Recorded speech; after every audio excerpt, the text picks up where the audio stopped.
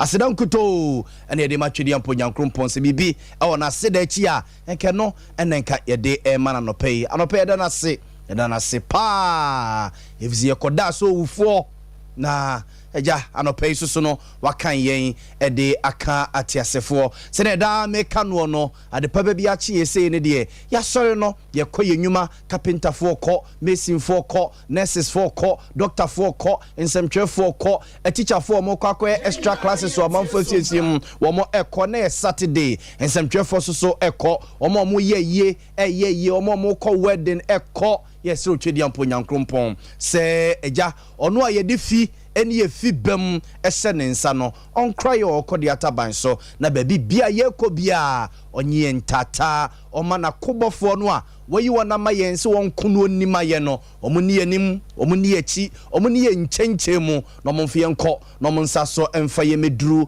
asomdwem ye ko ne ye ba beduru a no nsi edike abo no nsi etosumienu no emmo no de na wache amana so ye nyina so tworo ne se ose ekwa ye faso a ye bompa ye mpo no ye nim na so honhom no e de pinia eni kabia edi e de ma omienu no nti anopai ye mpa ya ye bo nyina no ye nim se honhom no e de pinia eni kabia ebe de bema yen na sese wato super e de aguso e de amaya anopai ye da na se e won pemprenso a wode yen ababedua ha SOMPA FM and so a SOMPA television. Baby, I will be a so hurrying, so would near. Yam watching, and more quaba. Yen yanamo will be my soda, Messeramo, so be my sotana, and not from so hon sayam, Sabeo da.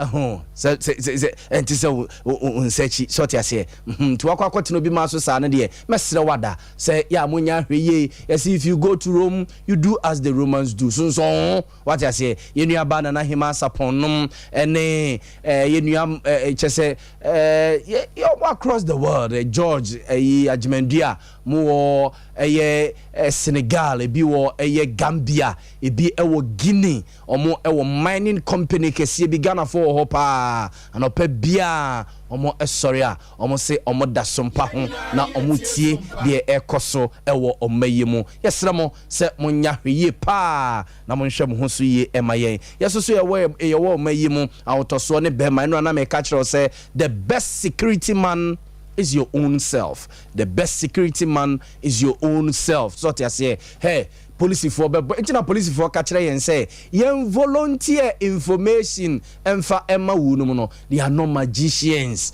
Hey, ya police for ne, ya suja for no, omonya magicians into wa no. So say, oh mon who buy, say upia bontia untu punum. O kwa dana jua untu punum necessary ni amaniema bia e so wo ye wo fie no wonye na o se a police fo hunti no u japono na to hono mo a mase ye be wia wo tina me ka kire say the best security man is your own self to niema bi ye so hu na otwedi ampo no so no emfa de aka no enso ye so medin na Yaw Boama Libya Borga busia for ya transe Ghana Fapem dwumadie en waka ye ho anopɛ no ye si Ghana ho nkonya ye dwene Ghana ho ye sesu adwene de afa Ghana ho ya keka adwene sie ni ya hwese ye man no ye de ebegyina ye na ye nyina ye ni agese ni obi edwane eno video bi ana me hwe no TikTok Ghana fo ko ni yesu ye be ko da be Kelvin no be ko da be ekwo bajezi mo be ko da be ya ma fo ko but ni nyina ye me de makase ye system in Ghana na no na papa bi ka kire me say otumi tena Africa tena Ghana ha say etumi nya be 70 years etumi nya be 75 years okotena bruchira ka obenya be 120 years because we ye kroma say the land of possibilities nyame be kire man hey ye in healthcare in how many times near call check up? How many times na ebia say so your friend say na no na Dr. Mo catch them say your body BB mass index.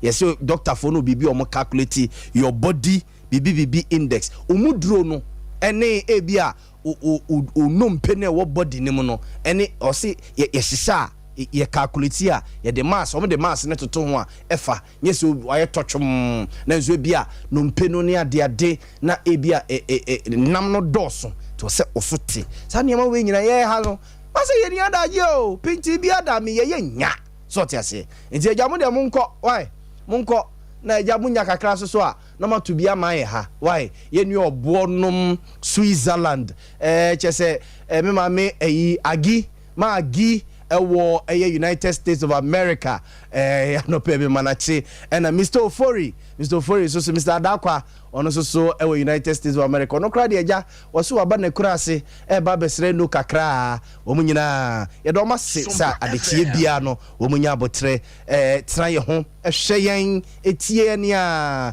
menua bi ewo South Korea na nyam si ho nyina mo wasi ya wa or South Korea or Hineba Yankopon kam hoate na omom ho ban emfa emaye brutal bright entry na hye dwumadi e de amamie medin e de na Yaw Boama Libya Borga busafo ye di nkomo ye dwene Ghana ho ye fa Ghana adwene na ya hwese ye man no ye de ebegina ye he adwene ni ba kofo tirim osusu betimi de wadwenkyere eno nsusu ya ba be kan ho ye di nkomo ya okoye social media handles no a busafo Facebook ye SOMPA 93.1 FM Facebook SOMPA 93.1 FM and I say oko YouTube wa SOMPA TV what do comment what do suggestions what do contributions egu onoma abisa for egu so edi dwuma no ye be kenkan e de amount brutal bright entry and a chief executive producer of the show. Mantedema ba waka was SOMPA newsroom. So a bomichidom. And I pay Calvin and a technical a person on duty. And a koba jesi simprimu that me come see ya on the bema bakope ya wufia. On so ne tamye edema akotu TV no so. I'm a reasing in our be a koba medasi and pay. In Jabusia, ye didn't come on pay na. Text message so bet me aba say a WhatsApp message and I say a text message you bet me for 0243220044 0243220044 na busia a Ghana Meteo Agency for no e de e bi aba no pay isma amenkin kan emfa enchiremo homo say anopay de nyame enum ni enie ewiem be kusu pa we de menta nye batma menye ebize enenu ma uza amafo pie ye wo ho pa titru ne omo a ya ye wa Ashanti region no ye wo ho pa na yatete se Ghana Meteo Agency mpedimfo ne boy nkoko se there will be cloudiness across the country this morning with pockets of slight rain along the coast. Thunderstorms are expected in the afternoon, especially over areas within the south.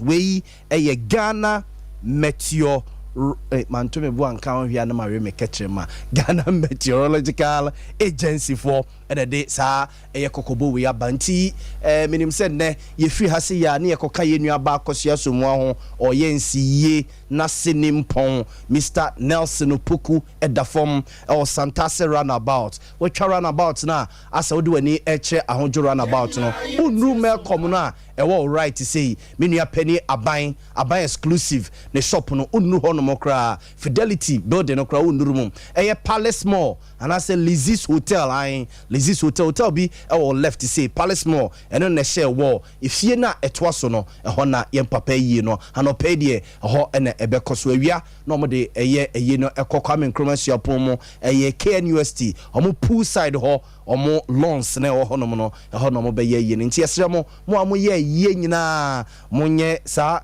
mon shade we nso emfa emayen Ghana Meteo Agency for no say there will be cloudiness so across the country this morning with pockets of slight rains along the coast. Thunderstorms are expected in the afternoon, especially over areas within the south. Inti esremo se monshene nso emfa emaya no paper. Inti misro se okwa ye no a na ososo no oye wa hombu aye so huntuma no kra no ebia ne nso na akwa peti na atecha agum tifo ba akoto kanim so ho aha na intimi enkwa ye no na no so nchese ye nkwa ye ye be kwa ye na yakwa akogya adofo na omo akra wo mo adehie chi mama machi ye ni nkoma no pay ye betu mi biara ye famboa ye man Ghana Ansana yako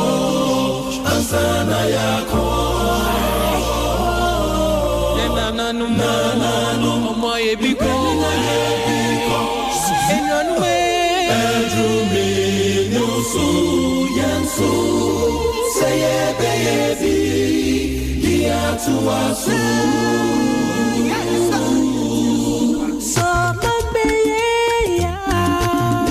Abuzafo nti se oman ne beye ya na efrime no mienu abuzafo yen hye nkomo na se free electoral commission na no Tuesday no an electoral commission mpenimfo hye ase so mo chocho gada made hye din titru no mo de 80 years ene omo bibinti omo ntima ntwro mo de akọ voters register ne mo se beye na eye December assemblyman elections na ebebo apo ehon yakọ akoto no abuzafo omo timi akọ akoto bi but there are problems ewo sa eye registration exercise na ekosu no mo de tiene say electoral commission for no eyisu machine ebusia ebeyisu internet no ne ade but edru baby yesi machine na slow yesi machine na freeze yesi internet no kra ma yesi na osenke electoral commission for no edru baby a wo mo echiche networks nim bo mo use one me mo network bi edi na ja obi akwa se me gu na dwuma o mo use a particular network bi nti o ha na se oya feel wunum na busia nam so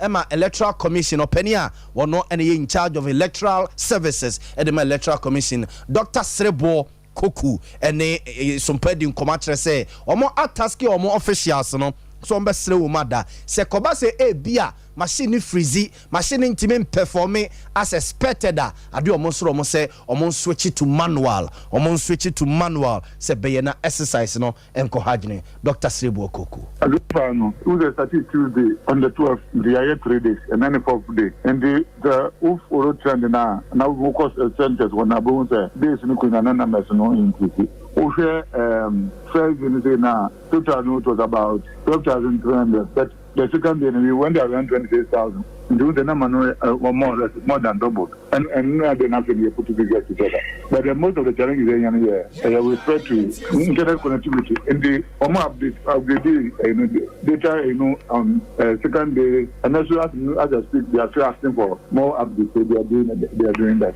so some like anything must be on one challenge no addressing they will get the challenges and we address them and then look at the rest of the correct and if they are but we have to could break it down it goes and it comes. What you are saying is time to election is now we have about 2 months to the election. This level election was December. You can say the law is that you resolve now less than 2 years to me in the day was before 50 days to December. And then to me and to Kalis no. And to Saukas how to cover a lot of chaff the room and Quada foreigners the money if you better now you cannot prepare the register for the December election. In the case for now, let's restrict ourselves to district offices so that we have control because most of them are doing online. So what you do that I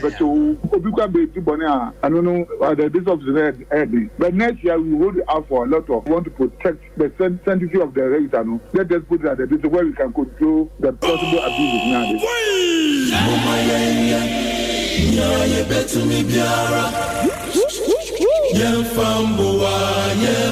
I was on to way a Dr. Srebo Koku and yetene nkano wono ene director o she electoral services so edema electoral commission na o chechi nsemo kakra ede akire no ni nyina edi ntwotwo na ekoso ne du ba bia na omo machines ne hawo no mo kakra hawo mo pa nyese kakra mpu hawo mo pa nyasem keto hawo mo pa nje bia se yemfa na se so me constituency ana se bia ti se Kumasi metro wo RCC hono mo no a nipa be 500 ene be ba hono mo a amabro so bia be ne nipa be 90 nipa be 100 eno matimi a register omo wa bra bi so a na nke wosenke kontem ma bia nipa 500 na bi omo ba ne nyina no omatimi a register omo ntie no ane problems a electoral commission mpenimfo no omo ehihia wo sa di ntwotwo no a ekoso no mo na busia eno asoso mampeni dada John Dramani Mahama we flag bearer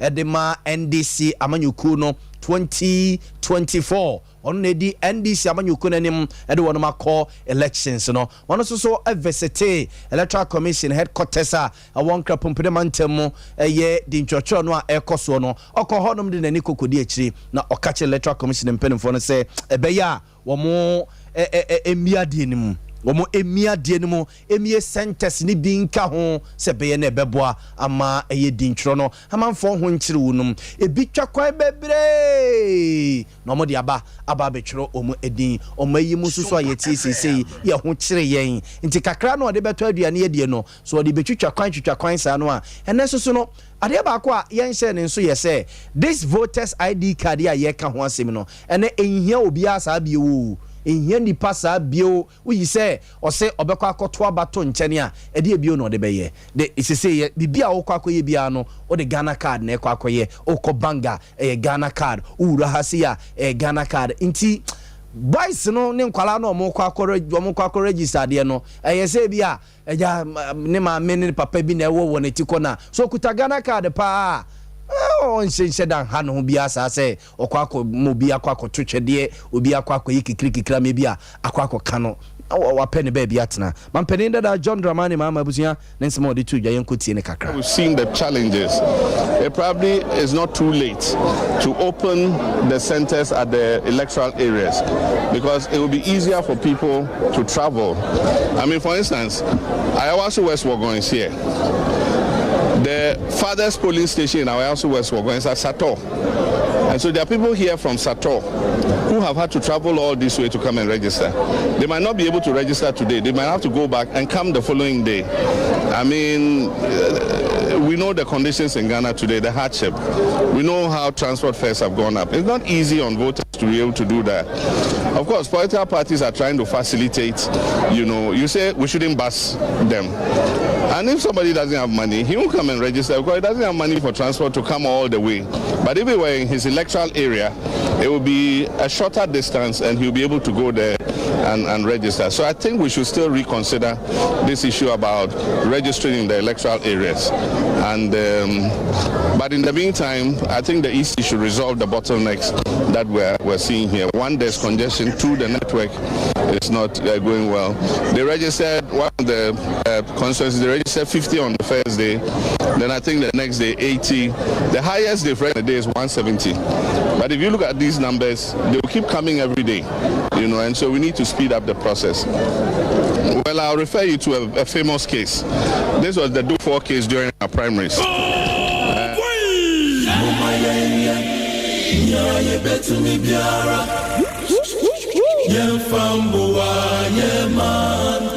Observe ma yenko mano so na mene lawyer ni papo ado enkode enkomo. Observe semba kaya be 2-3 days ni ene yetete electoral commission impeding for lawyer and a client person mo serve omo with krata bi na afia kwakoye Jack where are you sir but entity ene se nyankopon yadom ama sa service no etimi akoso yene lawyer eni nkomo kakra. Lawyer, good morning and opay.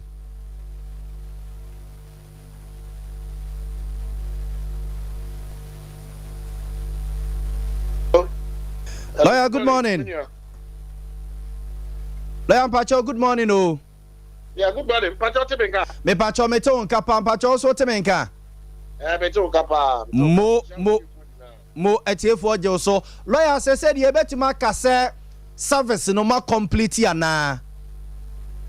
Nyankopɔ adom ndra I would say abrewa yi komo fi kwa so nti easy for now after how many days now money ye kwani no omo strategy omo lawyers say omo menje krata no nti sa krata no ka normally no say ye di she wusi wan kasa wa wo ye di pada say ye di she wusi say wa ye sama e wo court do but who to make my lawyers go e kwaje ba nti omo tro krata dey come register say yemfa krata no ma omo lawyer for no nti ye di krata na omo lawyer for no nti brofo be kam no ya serve omo contempt application no nti sisi ano say omo be ko so aye ye omo ye na omo aka say just like say ye di injunction asem bi omo ye di contempt asem bi omo de omo ntie hwe and the omo ba beto ye wo court ho enti lawyer say mo serve wo no no ye bebusa say da ben na court no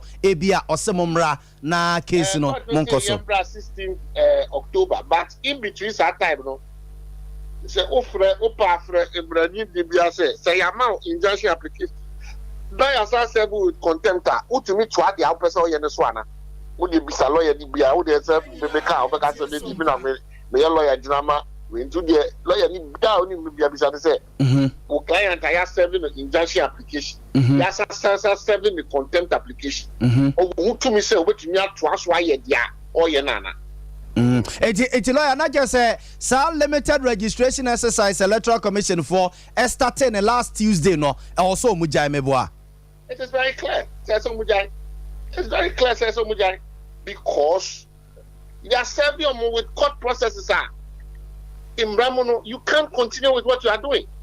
You are serving with injunction application. Mukaya Dr. Dufour any NDC presidential primary no. Dr. Dufour filing injunction and finally reach a tier NDC. I almost serve electoral commission, no? And then electoral commission for Kaya. I'm can say so because as some Nayan Diana Yasabu Weno, what cross let's just court no for court in Yafe. Now you should be here now.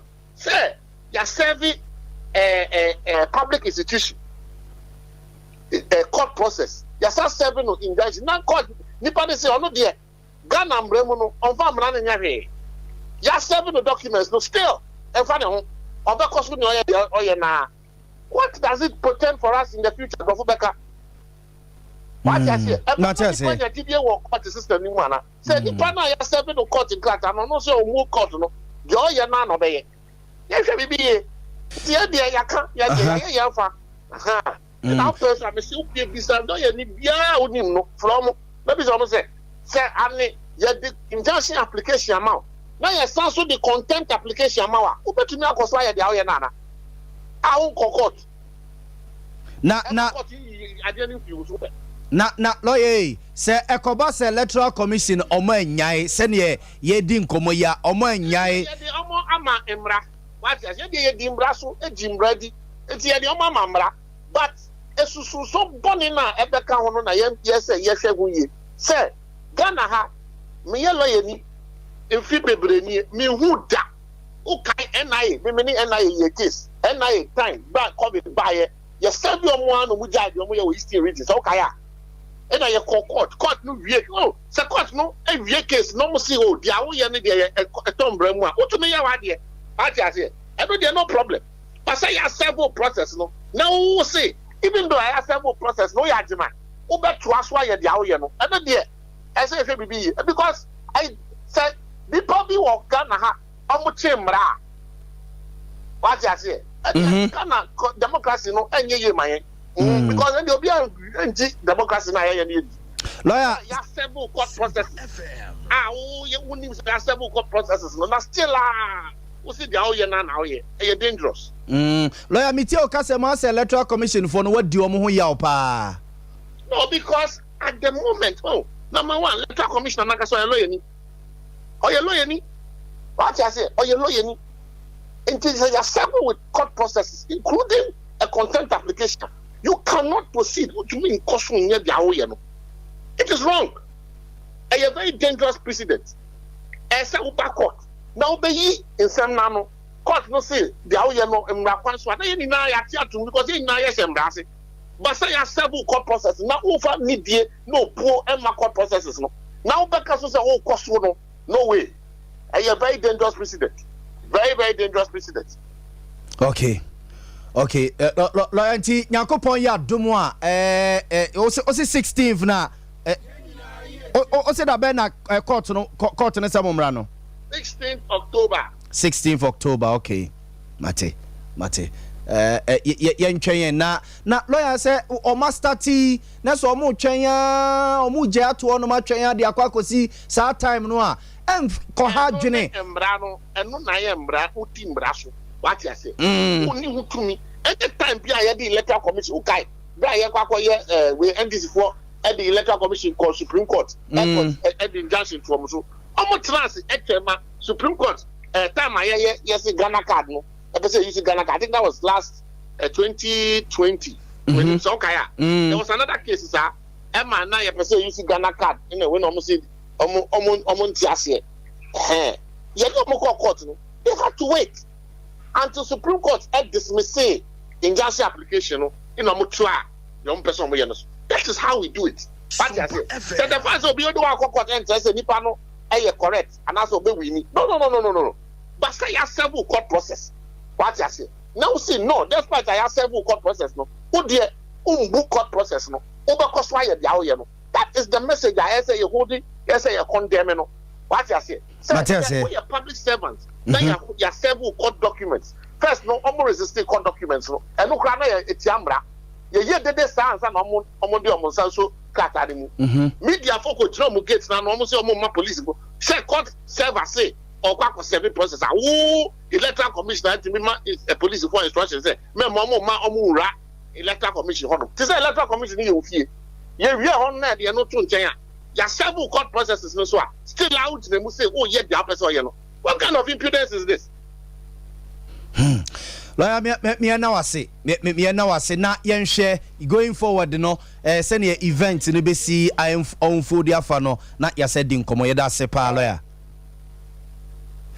Azafo we lawyer ni Kpapo Ado wono na lawyer edema Ghana ni no a wasiu electoral commission no say process ni nyina no ofi se berehunu kwa na omo pese wo mo ebre no na akwakoye Jack, where are you? I am here, sir. Oko, wamusi de bi, ofaha, wamusi say, ofaha, wamusi say, sir. Emedru baby, just say, court ni a branch and also the court sermons, no. Come electoral commission for no, or matu main gate in him. Wamusi so mu no, a change ku afesu.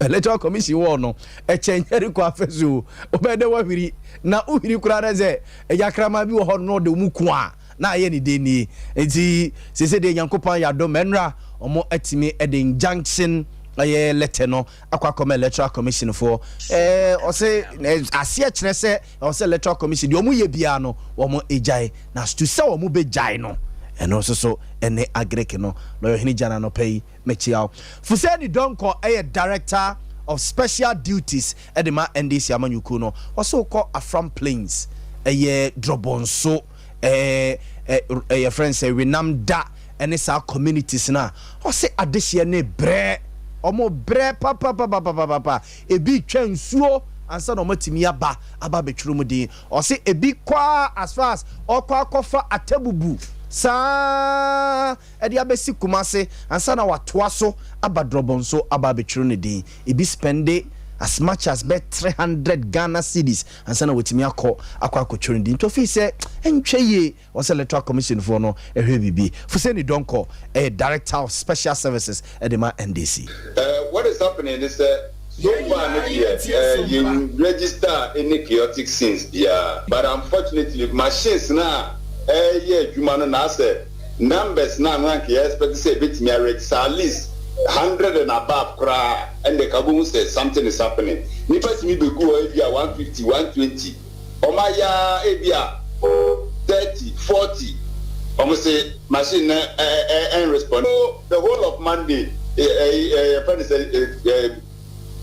Tuesday no Wednesday no ye nipa what do you call it Tuesday ye nipa 40 and Nura ye nipa 62 boom and this is just your friend said Drobonso.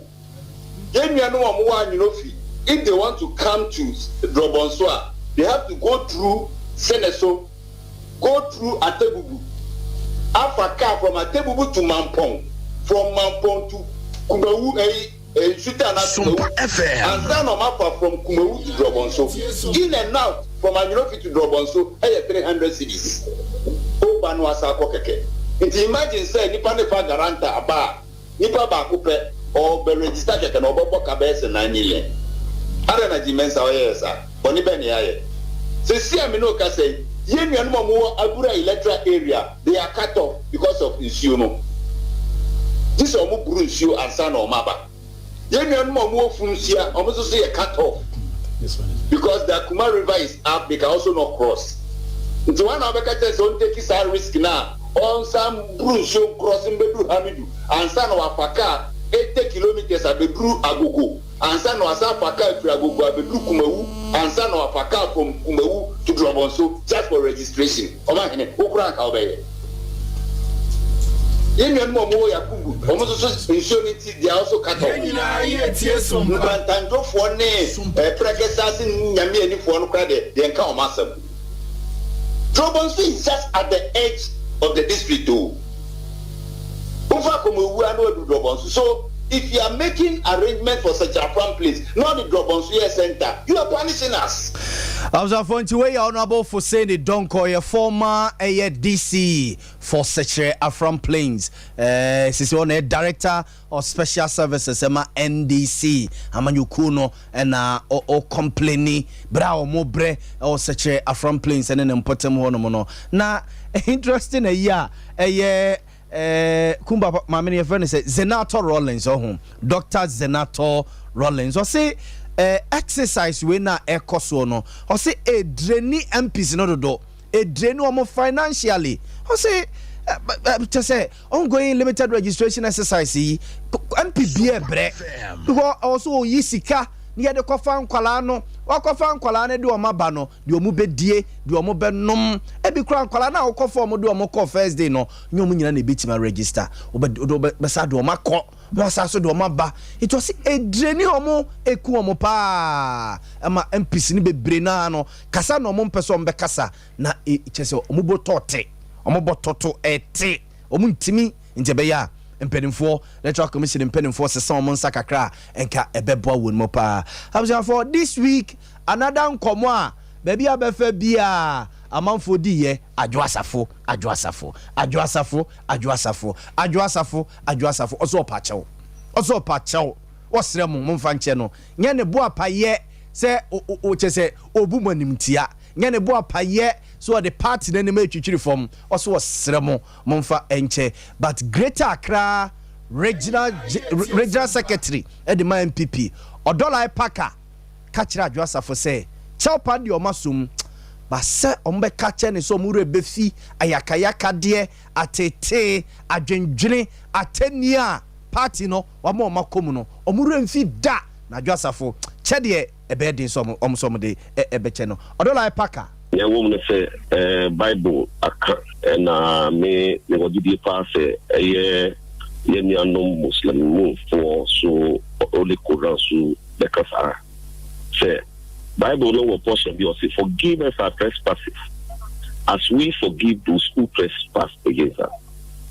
And he said this would be this obi a said only abadaye na obi be full no the can say me pouch and now obi di bantu abeba na say obeka say LinkedIn to enti ye as Greater Accra executive and party ni na ye mi aba janto na odi aban yasum ba me nana mrebi atwemu advice him say you forgive but you don't forget and anything I wonder your friend history said the bia ebekai ni DSC ba na uko wenimo na do the chef uniama nti ya jatum ba ye nze fida ye niaba adia o ma MPP say mu after 2020 elections ye man appointment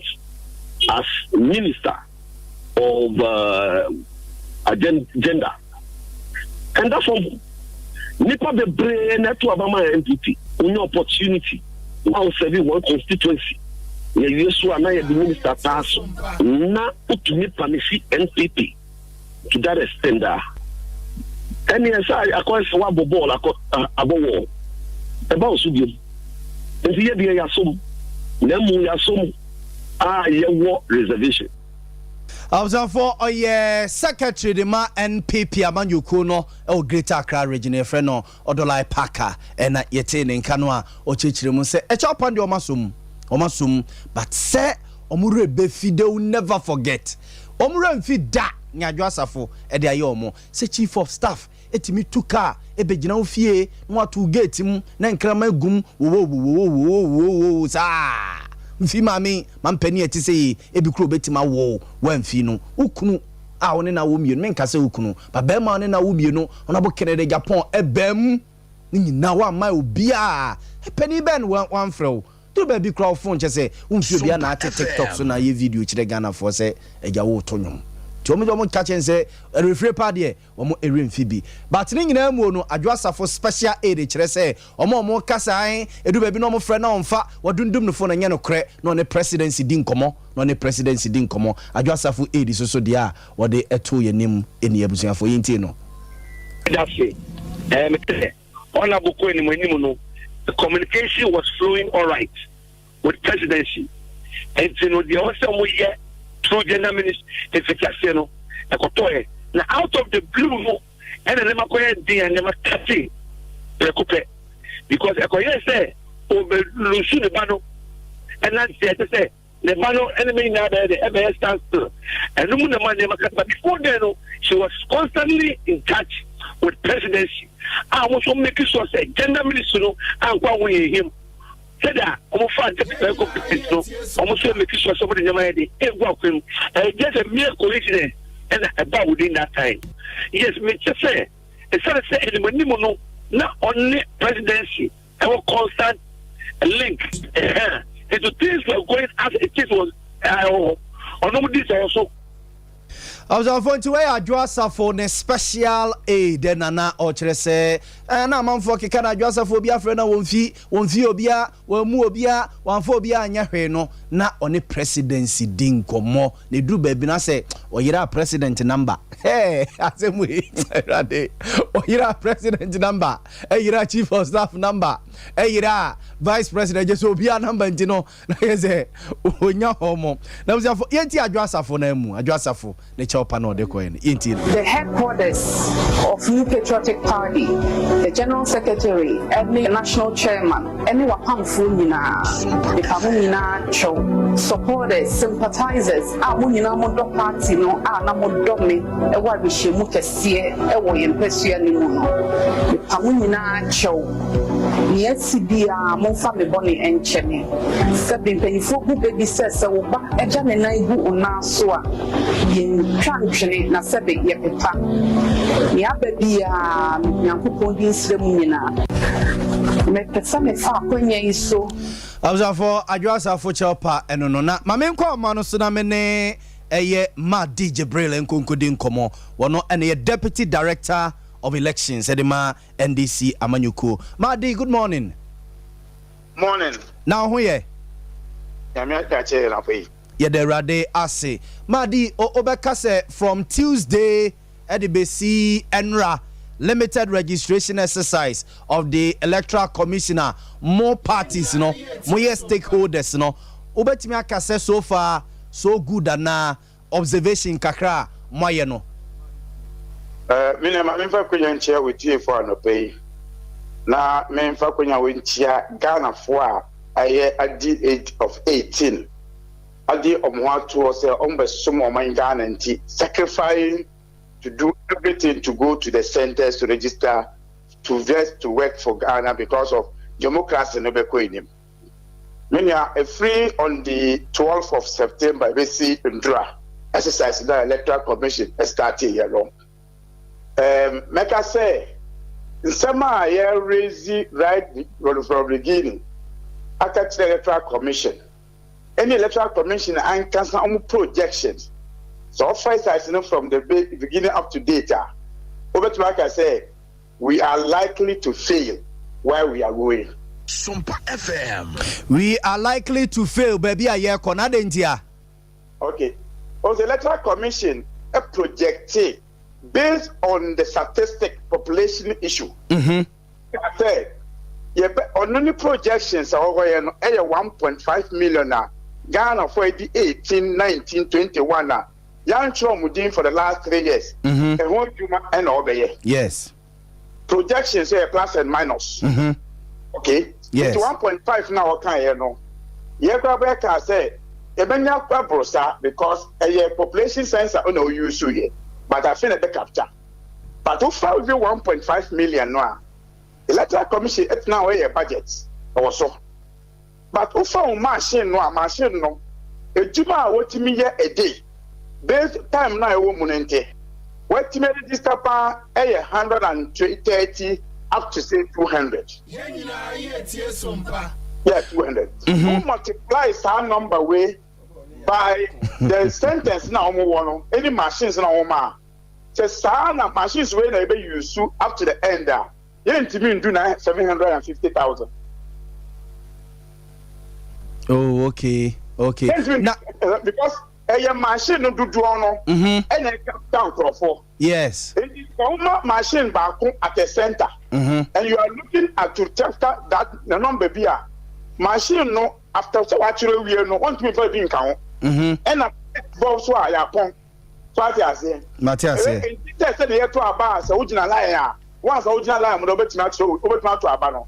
Where there you got 5 machine in your view. Oh, numbers now mo de ma ye no unu ga ka say di kan ka kire wo say so one person be capture san number na mo kan no yeah mo fa sentence no embe microphone no o ka be ka say issue no I must have number the machines must be many but machine na you used to say no we are not likely to hit them. Secondly, even the less machines na one no o be center by center the brain network now almost every day and every center there's a problem of network. And my nyama no crop and if you go 1/3 na year can crop no almost 84 a day. If you go 50 a day. Even though amount for 100 because network now we use no a hard. It's the best thing to do offline. Because system offline and say registration and the same machine and when you capture a year then you upload the system. Okay. Because any issue for 2020 registration now every year elections are without problem no. Almost a month you be 3. You can say network in Ankasano. Oh yeah no you will do so still now the operation do so and it will affect you. Really it is now affecting people. You do lighter, you money to me, Juma. 4. Machine Nankasa no, the mess and got toy, you know. You can say 81, they were no servicing the machine. Truly on the centers, and I say Binduri, they have to stop registration throughout the day. And the machine echo back to the Borga, say to me for Juma. Oh, a deal, Mubakaya, you can say Ghana dynamics will break. Into all your sentence, I mean, not only district office. Into Nankabea Mumma amount for the electoral areas, maybe any communities. Only me say, yeah, registration way. Electoral commission, I could say, Kukwase. I'm a zone in this center. Enter the Omadio Tumu. Electoral Commission for the accurate a center be or Kukwam and Omode exercise in a B. Yes. Center. But on the second day, the machine back one community. Some call registration. I'm almost for 1918. I'm reason say because of Boko in Topawa on area Omada Center. However, that issue, no security issues in Boko, and your area almost entire Boko. Okay. So, and now all the machines to air center BR. You have to be big gazetting. I was saying one truck gazetted. Yes. Into the commission say, and the same on the machine call without gazetted. Enti Madina just say na mu agent any that particular center or na political parties no na mo nya where na mo ni agent or one na. That means so. Any agent asem. Any agent asem. Say. Sa center no have you gazetted it? Okay. Mrakwan no so no say. Who the law no cause say we na make sentence no. E ka ho na. Omo anya sa ba to mo machine ko ye. Ama obi se amuko chonko for 19 din. Okay. The issue no. So there is having some other community in Boko again the same other machines. All right? Indian draw, your registration back Boko because of that issue. In general, the whole of yesterday, Obian Honomo register no Boko municipality nim. The whole of yesterday. No office and of Borga. I think I offered transfer because there was someone share because so how can you create a center? We engage the electoral commission at the office. Okay. Now say Binduri Diano. Now say Eddie Adene course so power also so. Machine say. So now they have to carry the machine. Oh, Nanke Juma Pan machine say and Mr. District Officer that driving machine from his district back to region.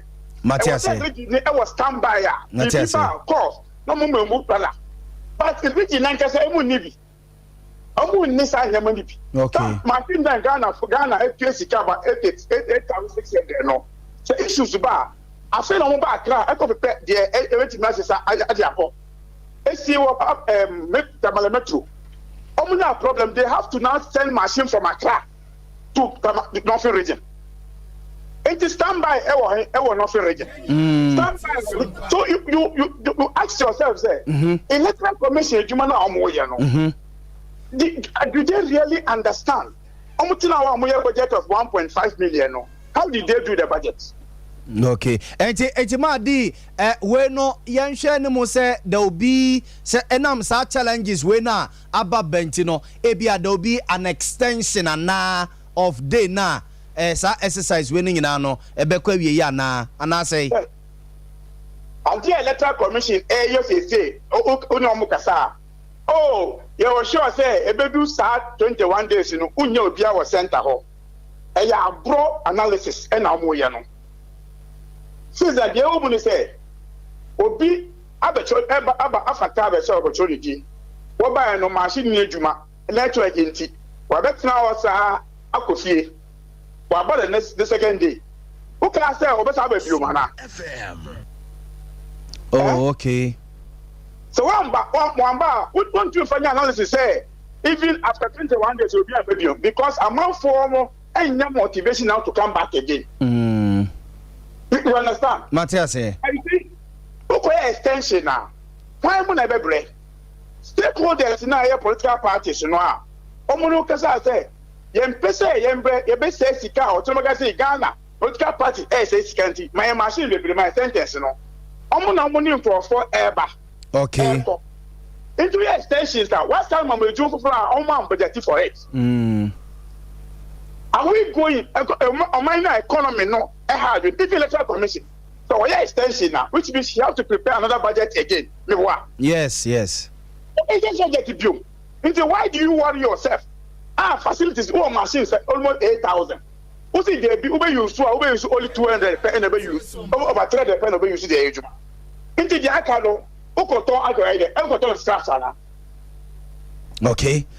Madi odia miemfa unsia miemfa unsia na mo court issue na ekosi say money other 4 political parties ekosi electoral commission adamo jemu na mo je chiredi ma me no o say oni da o Ghana mra na ejuma office da o so enye obi fie eye Ghana for NC Ghana sikan de sie na ma say amanfo ejuma ho but Ghana court ebe serve mame no a that is say o say safie no mo obi and mo serve no 2 Chief Justice Obama date say yan court na so no ono so say o ye to o ko wedding o say wedding na hia no nti one man don't na say ma date ma issue no nko so nti which interest are they working for? Madi said ye ne lawyer Nick Pakwadu adin komo or say formally or must serve electoral commission with injunction sermons no. Nti ye sure mo. Okay, Mate. But me na betina say ebia say friend say FC friend say 9 and 10 no ejuma year and e hwe. Mate Madi ye da se anopay. Yo, abza former DJ Brele the Deputy Director of Elections said the NDC and yetin in we Electoral Commission limited registration exercise and was for koso no na enchemeko Calvin Honomo na wamayen a projection of Ghana ye voters register from 1992 at the BC 2020 graphic of Ghana the voters register no year bia no yekoya dodo account this time electoral commission for so almost share no mo say ye benya about 1.2 million ababeka ho ababeka voters register dodo a ewo so dada no na yaye projections kakra na mami nkodi nkomo emransa medi nkomo ewia na yaba TV no so na yaba behwe sa ye technical team na keka de ase ani ede amaye gewe mafinu na ho ye Modern pa oh me hoye oba was inti ejemon fame me too bia Prince good morning now hoye ya we say chan text message anko na number no so oba was inti ejemon fame nti obi amfre me okọ camp no de ja no on pe disturbance bia so we are say what was say nya no kre anope na hoye nyame me ho den be men ye de radiation no pe mi enti we yo be da sipi ni akwanya wo de ama me anope me den chia ebe free time asoye ama ahwefo nyina asama obibia akwaba e de aba SOMPA TV so ebusua enen so ebraso set time heba for ye na mo betwetwe nkomo efa ya pomuden ho esanse mpani se ama me ne wanse na efri yade obi benya wo a ene yade na ma panini e da ne abofra ne sentina dada time heba for ye gibre eba TV so radio so be bibia ebo apomuden ho dawro e de ekyrewo na me koso akai wo say ye na adwumaku a ye di nuro ekuku da miensa abadwaso edu edi nkan no ye time herbal mixture and edu etoso no ye time herbal capsules and ne mixture ebusuafo enu we say ni bodwa ni paduam asabi eyi yade akese ne nketo free ni paduam na asan boa ema ni padua na pomuden no SCP esita e de amount enu bodwa mu drugstore pharmacy shop license chemical shop baby a obenye biato wo penududrom na watu akoton a wodi wani kyerem colonel herbal misty herbal Freddy Mess baby bia KNG herbal wobenya ni doso po na wo so watu akoton na no pesa wo hyeme yade etetew yade beto ahye oni padua so ana wonunum no ni bebre na so yade no entumi enkwa medi ahomabofo etudwa edi amaw wo hwe won kasafonyini so ya ahomabofo no eguase a etwagu fefefefefe enso fa pen ene paper na agya ahomabofo no frey eye 0244 417 669 417 669 heba for ya homabofo no eruntimi dofo wo hwemi ankasamfonyin no so anase ya homabofo gu kasamfonyin ase no obetumi afre doctor chechew ya de mu nyina efa kire no na nyame mfa yensa so ema wodu papa ennom medofo ye kase time herbal capsules anase ne mixture obi bebi sase na adru we kra no mete ye nche na dwuma bei na edie no kwasem ni se adru ye de ba ye enche kra time herbal for de adru ba ye enche na so se adwuma pa adru ebonti no ene bebi abefa bia wo bia eka adru ni ho asem adwumfo maje adru no atum a driver for age time herbal capsules ene ne mixture atum sanse adru we se no ebusu immune system wunya bi na wo no ma ebebo siesie wo nkwamo ade ama esense ye nyina ye gitum se ye ni padua wo hoyi enkwamo no ene boni padua no eho ban se be ya yade anase wo haw bi entimi metu nhye ni padua so na ye nya enim se enkwamo no wo mo ne asrafo a wo mo woni padua mu a wo mo boni padua ne ho ban ye nyina enim se di asrafo wo mo dwuma ye esitie asrafo hia nneema bebre ansa no mo dwuma no atumi adimu enu nti se wo nkwamo no da ne da se nneema wo mo hia ahode wo mo hia no wo de ma wo mo dia ene ne kese wo mo boni padua no ho ban frenchen se be ya yade bi entimi metu nhye wo so na wo so utie mi ana wo hyeme na se nkwamo no ahoden no esote eniema esese wo mudi edidwuma no asa ewo ni padua ni mu amesrew time herbal capsules ene ne mecha abade ama unya binumu a ebebo so nkwamo ni mu wo mo ho beye den ebasa no a yade bia wo ni padua ni mu bia wo mo yiyi yade ni nyina eba bonten ana so mpampam yade no na yade mpo ben ene betima begya wo ni padua nim so obobo wura ni padua nim esanse time herbal capsules ene ne mecha yade aba no eno kwa na eboa etumi asiesie nkwamo ade ama na asan ma nkwamo na timi aboni padua ne ho ban afri yade ho ade ama eno achi ne maame ne papa no mu a mumfie ekwa animu no da meka mese maame ne papa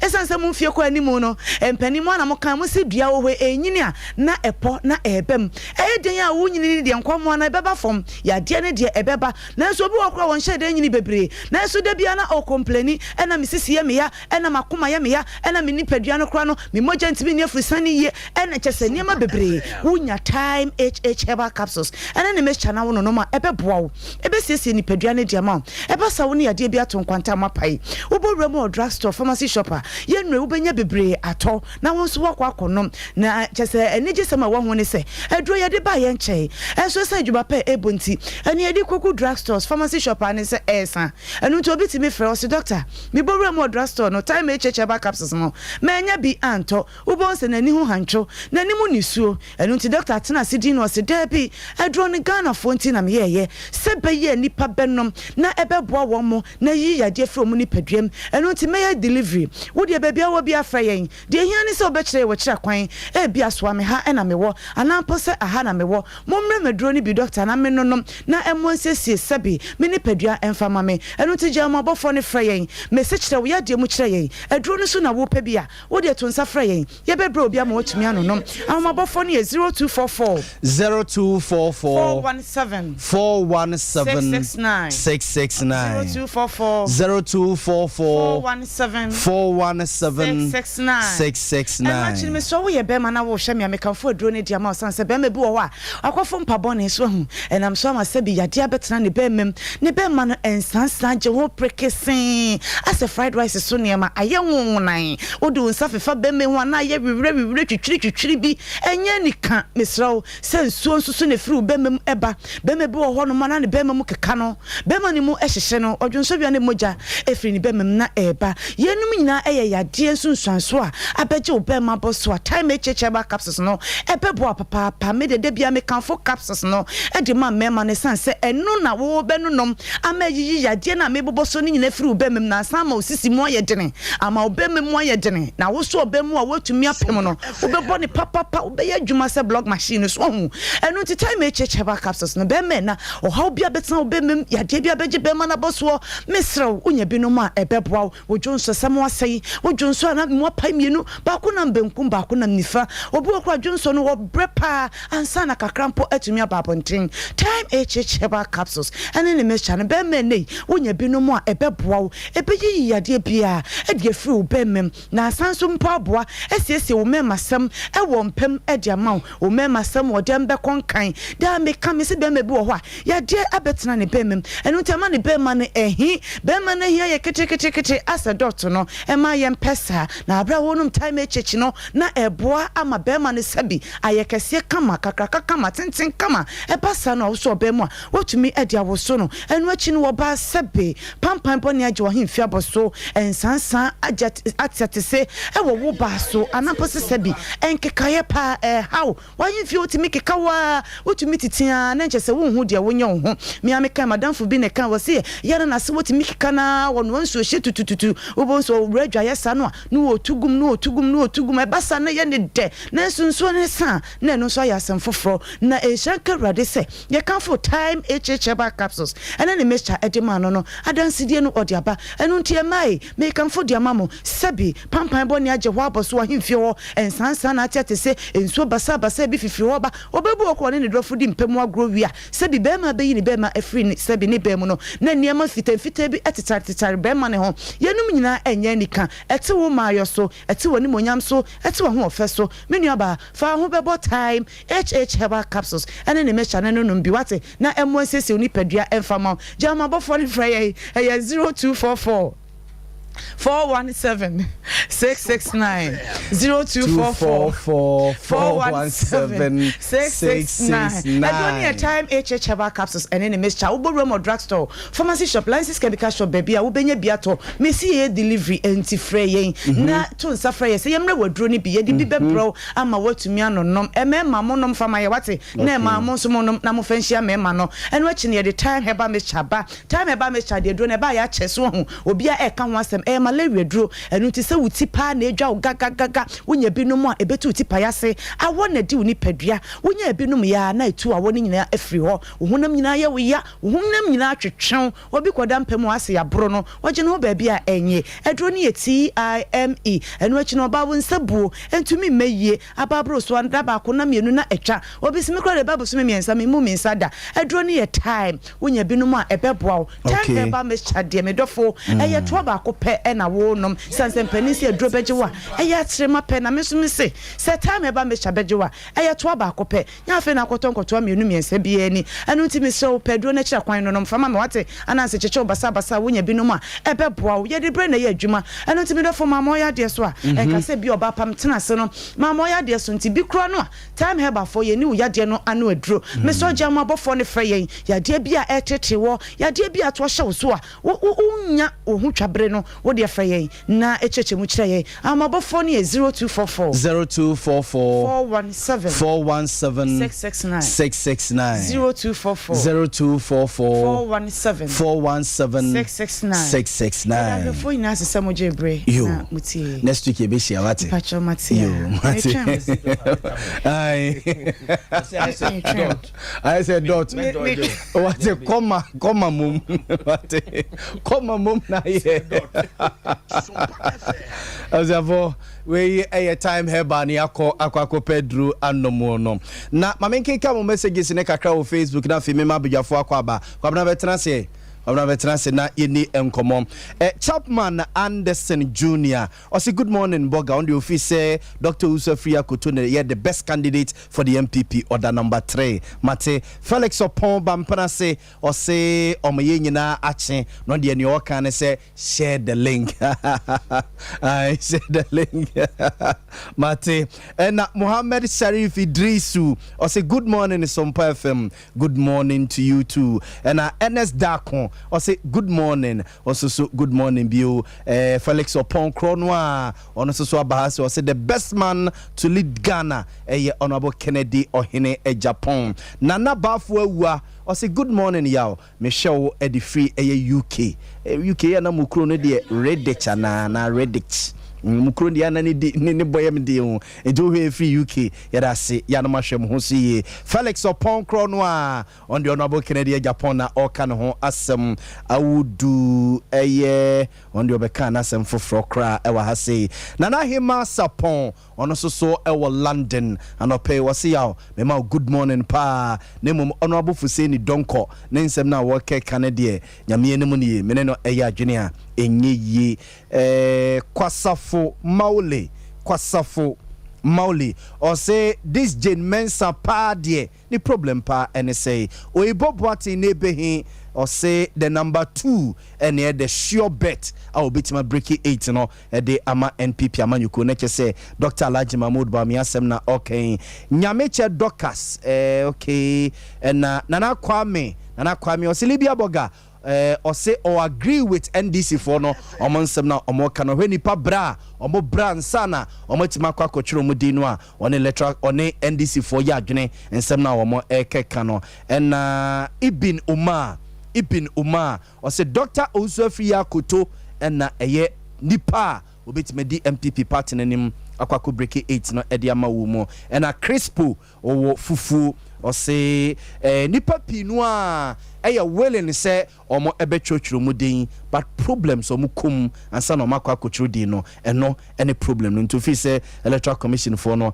enhwe emfa emayen na we WhatsApp eno de message efabaye but one funny din anka ho osonde one NDC for eya adwene ne electoral commission for no eye no entwe yi and I say good morning ni din e de eye Cashman or say Cashman from eye Insuatre Cashman Insuatre no wo and an pay or she yen ye be je di say Insuatre fo nyina ho eye mame ema bedwafo akwaba na before se mama bedwafo akwaba no Calvin for 2 pictures in to suma me and pay ebusiafo and pay crop ya sante kotoko hene otumfo opem so say to otosumi no e was Scotland ebusiafo join your Facebook no so na ebehwe ye pictures bi emro dru Scotland abonten so na yabema na kwaba na yede no e kofie no nyankopon ya domu a anope ya yewura ebekasa ewo St Andrews University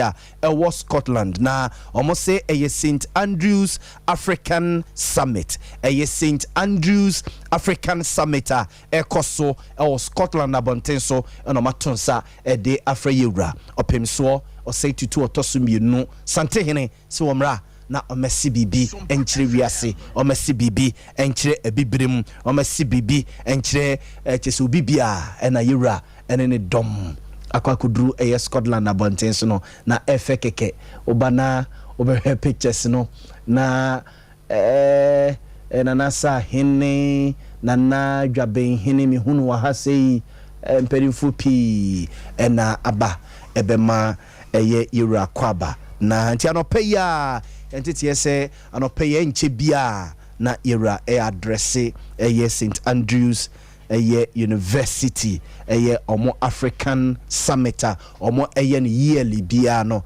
na yura kasa ye be monitor ye be free ma bia na busiafo yemfa enkamemo ewo ehonom nti wo join ya pictures no na scrolly on our screens no fe pa ewo ehonom mamema abujafo akwaba president medical man akwaba Prince Obriyabo a banking consultant financial expert omudi sika nko a enomudi hudwa kan Prince atrase anopay na miamu fa kwabranse nchiri maybe atwamu na oye first vice chairman edema NPP ewo Asantema say osaso maybe atwamu NADMO director ewo Asantema say ene mi nkade ba me hwene nkomo mu ne ne ewo ye no a ase o Dr. Alhaji Mahmoud Bamia campaign mu campaign de mano bana kwaba me jisu ebru na ho ye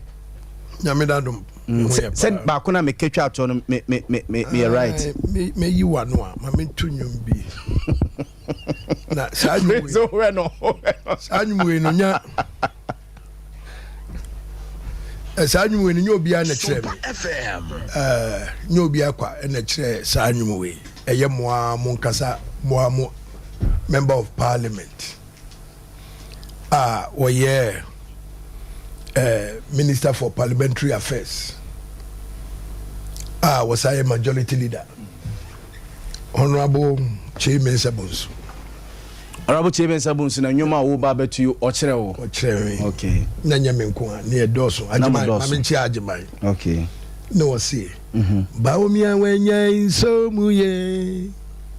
Baumia wenya so muye. So muye.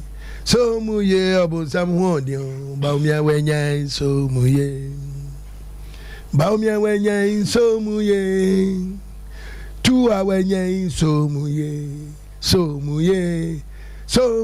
abonsam hodio tu awenya so muye ebe wi amesa to aso okay mate baumia ye Dr. Mahmoud Baumia ye obi a wudi na chia wani mu wase wudi na chia onya subrani na Dr. Muhammadu Baumia utie odini nanamo asisi na ohu nyansa ahwehwe amamre ene amane ene boa no ma ne timi gina yie so obeka ya na kwabra enye Baumia asem ne ye kan o so mama konya ne dia Baumia mai se ne papa yi dia wono anim se president wono anim se ewiase nyina sika asem ho odin because eno na me see eno am call campaign kakra me be do fie mbetrase na auto workers a omo America ye demonstrations omo pay 40% increment 40% increment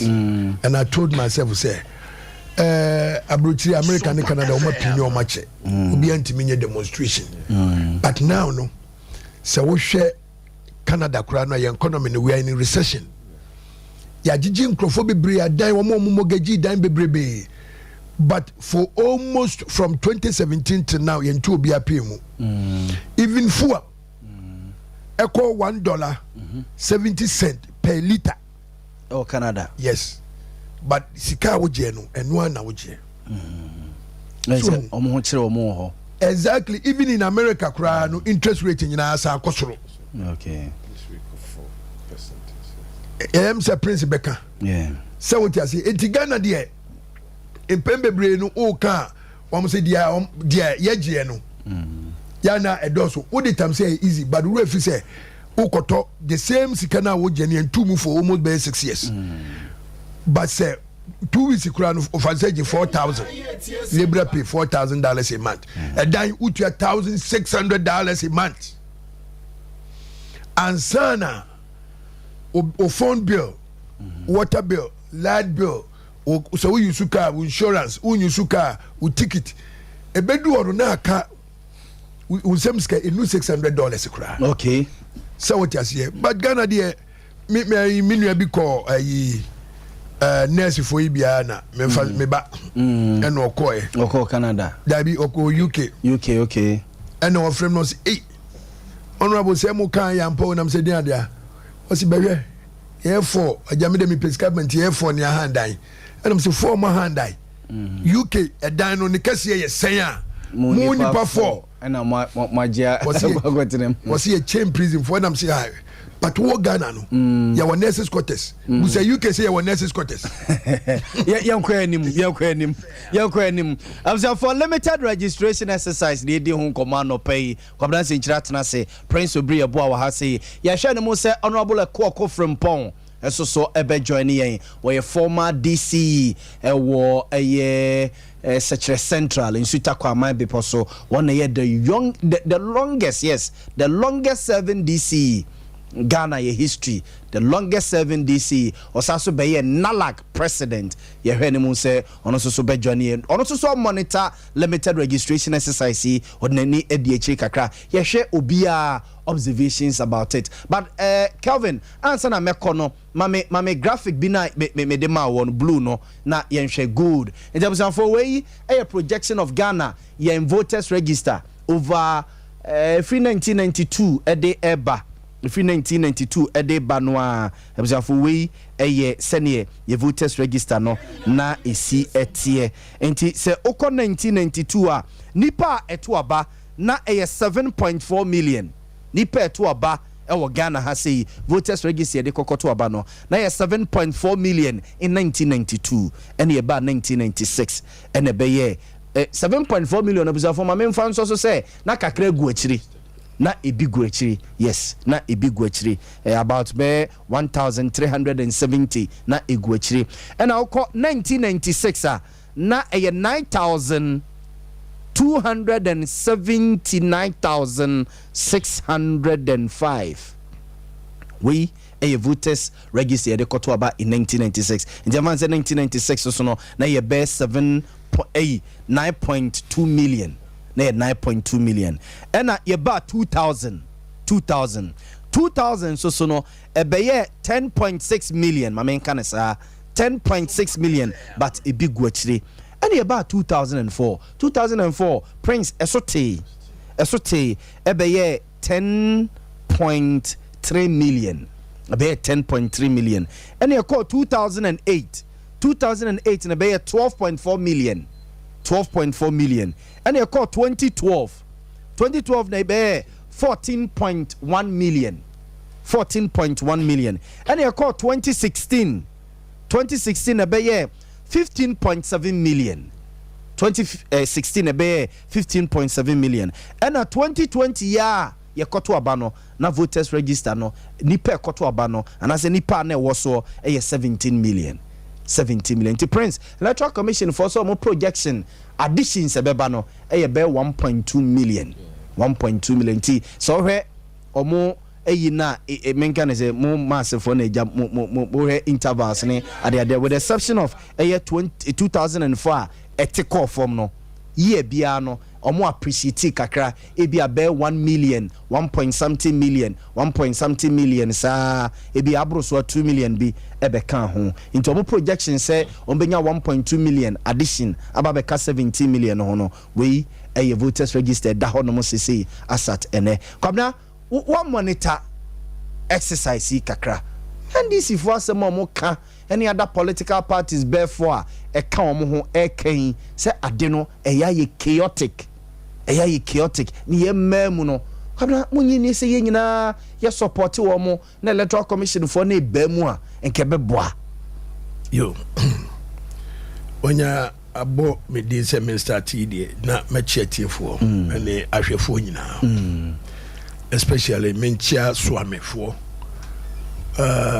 mobilization sorry mobilization na womo dia increase womo numbers na wo swame ha no ade swame na wo form mebo wo mabaso say uze womo di 18 no womo na ye target yes womo di 18 na ye target yes na womo ye above 18 no what you say there are so many questions womo it means say womo ye above 18 no there are so many questions womo obi di 30 32 34 what you say na unregistered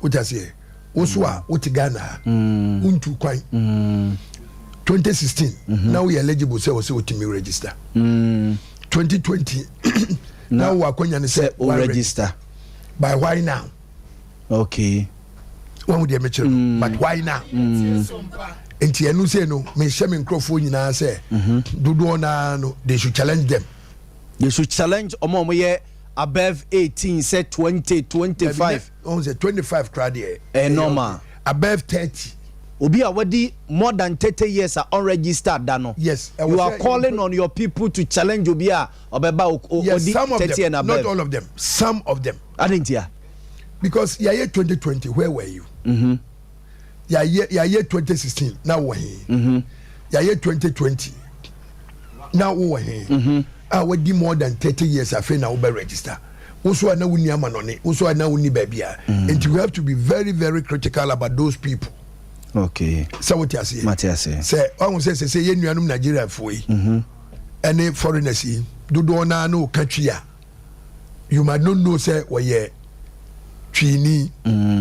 So what you say? Especially when say what the nipa me nuba say ye omunya guarantors. So what you say? A questionable. And I'm Sanchia aswasi for. My admire woman. First day, me na me hwe ho na me sign supervisor about 4 constituencies. First day no na enkoyie. Second day na enkoyie nti. Me frɛ electoral area coordinators no mo wo baabi anye yie no ma ne omo kan. Omo ti ase me say omo lift omo self up. And enra me appreciate constituency organizer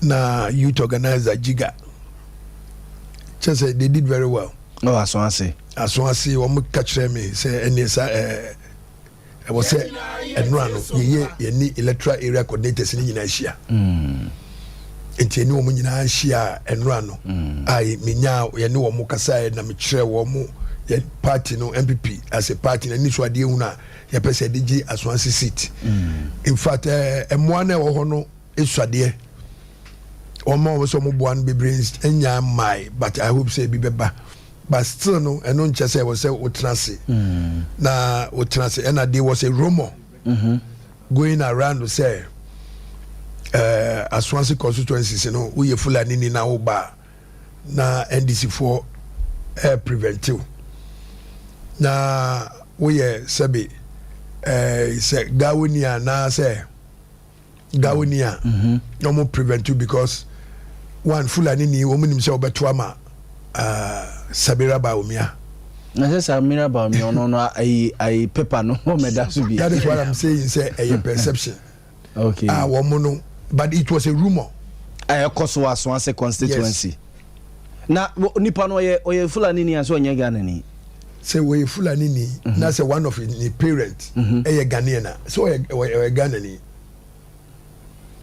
so what you say one of the parents every a Ghanaian it makes me Ghanaian but both parents ni nyina no enya Ghana ni na ya wo Ghana ha unya Ghanaian. Yes, that is the law. But enuntina Jane Mami Chief Justice. I can say your birth certificate doesn't make you a Ghanaian. It's true. Yes. Yes, because on say nipa mi enu betima kwotena Nigeria bobra. But omo ye Ghana for. Njenjina yenya Black Stars players ni bia ye ko wo omo abrochiri, but they come and play for Ghana. I know the so naturalizing. Yes. You choose to play for Ghana. Yes. And if it na ye chinchirin say or ye Ghana or ye abrochiri ni na de ntina abrochiri no or say or switch ba. But when him abrochiri dey na quite different. Different no kra me ye bit technical kakra me. A bit technical. By here no yemi enu ma oyire enu okuru betima kwotena Nigeria no ma wo akwala no o ma naturalize wo ho wo no ma ba so to betima ye akwala ni birth certificate to Nigeria one born in Nigeria to a Ghanaian parent. Yes, Eric Anameba born to a Ghanaian by born in Nigeria by Ghanaian parent. Born in UK to Ghanaian parents. Born in America to a Ghanaian parent. And they be video. And utina yamaya omo wa brochiri. So be sport no area. So bones American for no. African American. No mo the African aba so. Yes. Say the beya ho nyira. Yes. But say both parents ni nyina no American for normally American born. Yeah. So just but in fact sa room we na metie no and another one say we be Zabramania and no so no omo be preventive because we Zabramania they perceive say e bia manafo wenia maybe obeto ama no na manafo Zabramani ni papa Zabramani ni mame Ghanaian. So and as was a politics here interesting. But it wasn't like that. Interesting. It wasn't like that because no no cre. I am amphobia na ekeke kabat. Enya no cre was one constituency o. Ebia plan na mo ko fire no but winim and no I like the way but so far why you very quiet pa exercising that is why very quiet pa. That is why I me baso and you know what both MPP, NDC and other political they are all moving together. It's me kwambi so many electoral commission for ya adwene say ye be ye district office na be a security no adoso wo honom udi agora amra no ani uni but ye kwen no ye koto peti ho na mo betwe ma wait adai ya mo hadwen MPP ni NDC for no sa exercise we no ye ka bi ma mu kura ya na nyi a foster unity amongst political parties no. Yes, Aswansi for sir. Oh, na say Aswansi ko Aswansi ni MPP ni tonsia. Otimija NDC ni bi. NDC ni so tonsia bia ni kra no a otimima MPP ni bi. But they live together. We need one wonderful thing and no another maker. And no echi akola bi be register. No dealer anymore. And I'm say o register we oko. Entina foforo into be kwa no MPP for no eho na mbuza say no register and was nyamia enti jiga youth organizer na ka chem say omo ye ntafo okay enti locally na me duru hono ni ma hunu say na tane she white na we fi she brown okay na NDC ade egunu nsa and am say na nyo na MPP ni no was that be me de me NDC ni na ta na MPP but difference in wow omo yentafo we MPP we NDC interesting EC office wow very interesting enti even though eyeka ema MPC no bi eyeka senator say edreni omo yes boka yes but it's better than say and to kwabesie so far almighty Aswansi what bibi debi and I make a choice say ejura se chiduma siso ya na kane ye beti se kikiri hoye very calm pa very calm me say even Aswansi kwa mi hu obi a wa sheki yisi gate kurada exercise started Tuesday ebe nyina if you do baby omunya problem with machine nyina obi ani ho no mo a there's never been a complaint and say na dey be ebe o me ni say ya say na mo here dia so what you say I think say so far so good na kadeye nyina ye pen say enka at the various polling stations and I was say again yes but we share the security side of it nature say at the EC office I think say ama sanity are prevailing but being a political party no senka obi bekum obi beye way na senka ye ni say ya enka ebeboa but the misu me can say baby ana ayi kano Fuseni Donko yes Sechira from Plains yes what is Sechira from Plains share na what they know etutu ho a nka ye ko yanim nyina no ye hwe say ka every second district every district no the second capital there should be another polling station and as a registration center ewo ho yeah because Osha no ka Musa Krubene Mame Nko I was say because from Mampo in Suta Kwamai ni other areas na me feel because ye nyina na eboka yes yeah me maboka enye party ka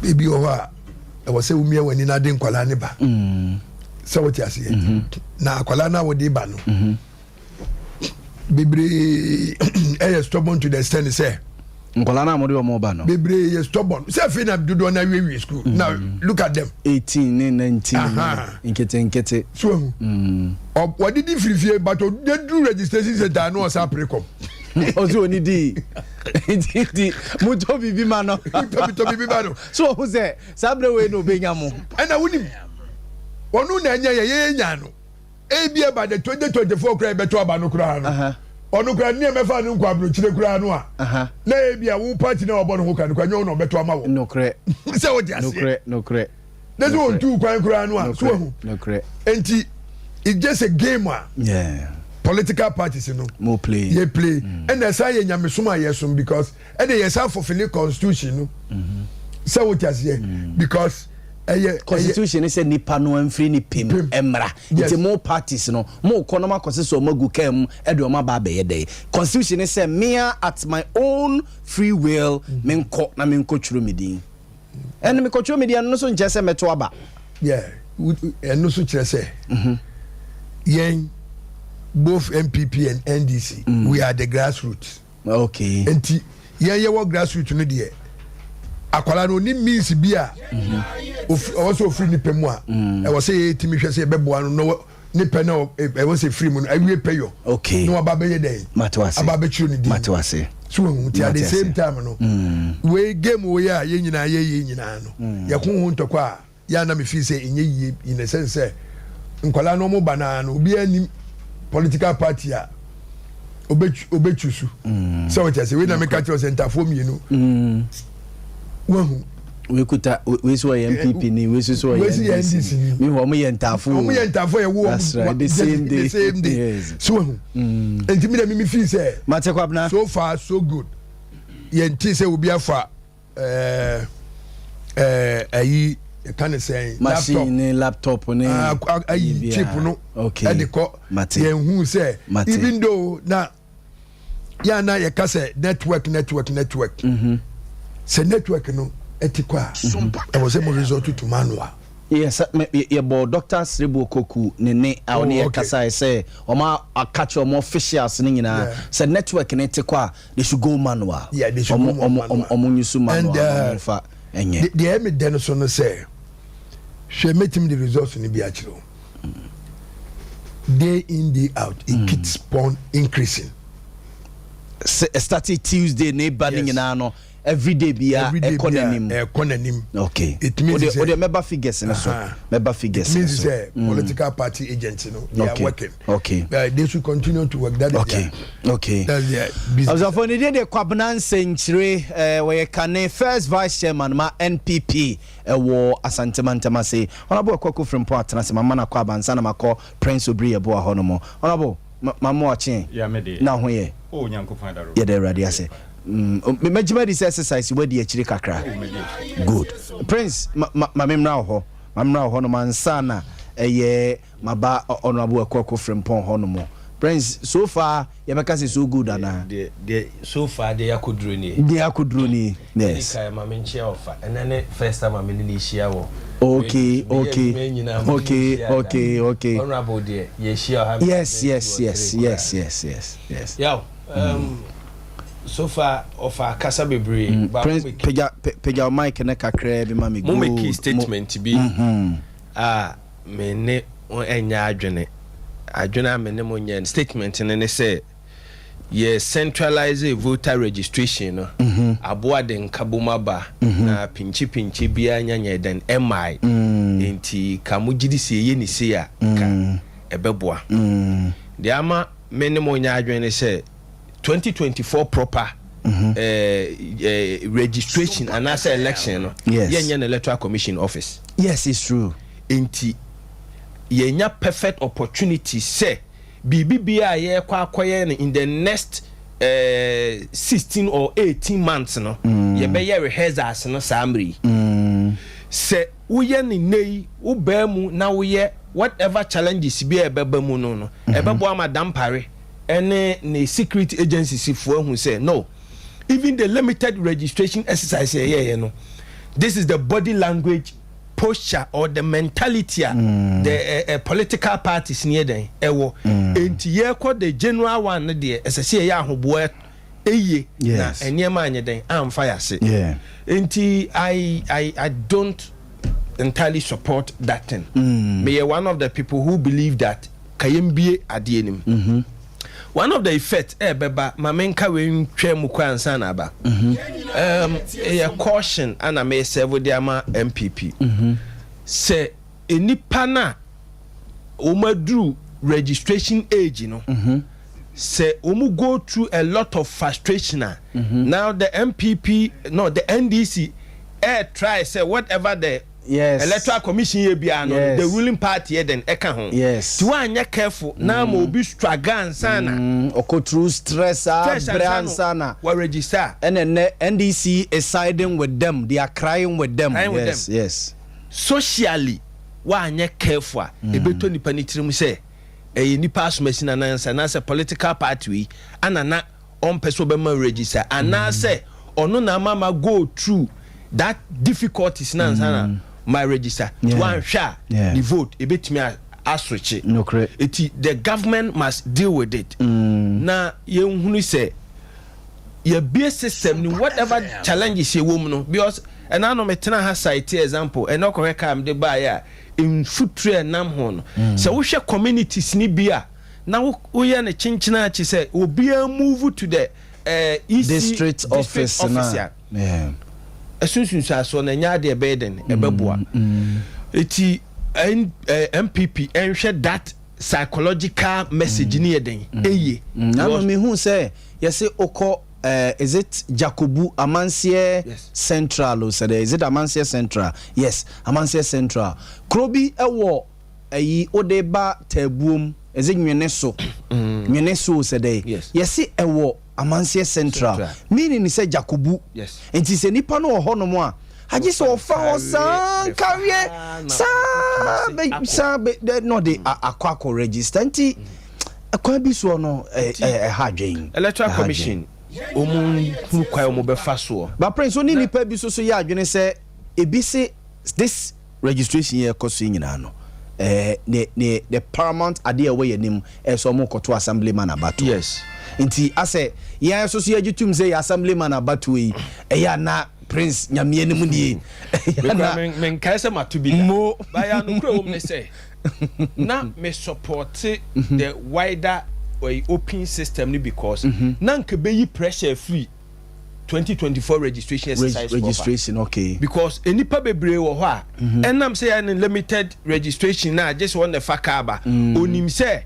manya in the next 1 year ye be ma opportunity akọ register e de akọ for general election no dudu na abeti atena ya hwe ya the chaos na me pese ke e bi e beba e ba ne na security agencies ni dika e the strategies e to ho no e ho na be kwa kopie because for the general election Ghana had the permit my language you do or die we are there na so what to na so won to a family members quite the pressure be ma am why then wakoto because ye gidi say and only the destiny changing moment in terms of your political circle enti ene o man kwanko register bebre because district level elections na e da ho twe e be ma ye biemu for 2024 na pressure e be ko honom no enti me board member bi ya ota make this statement was see if you say training is expensive to da ye ne ye managers no o ma nkra ko training na wo dwen the cost involved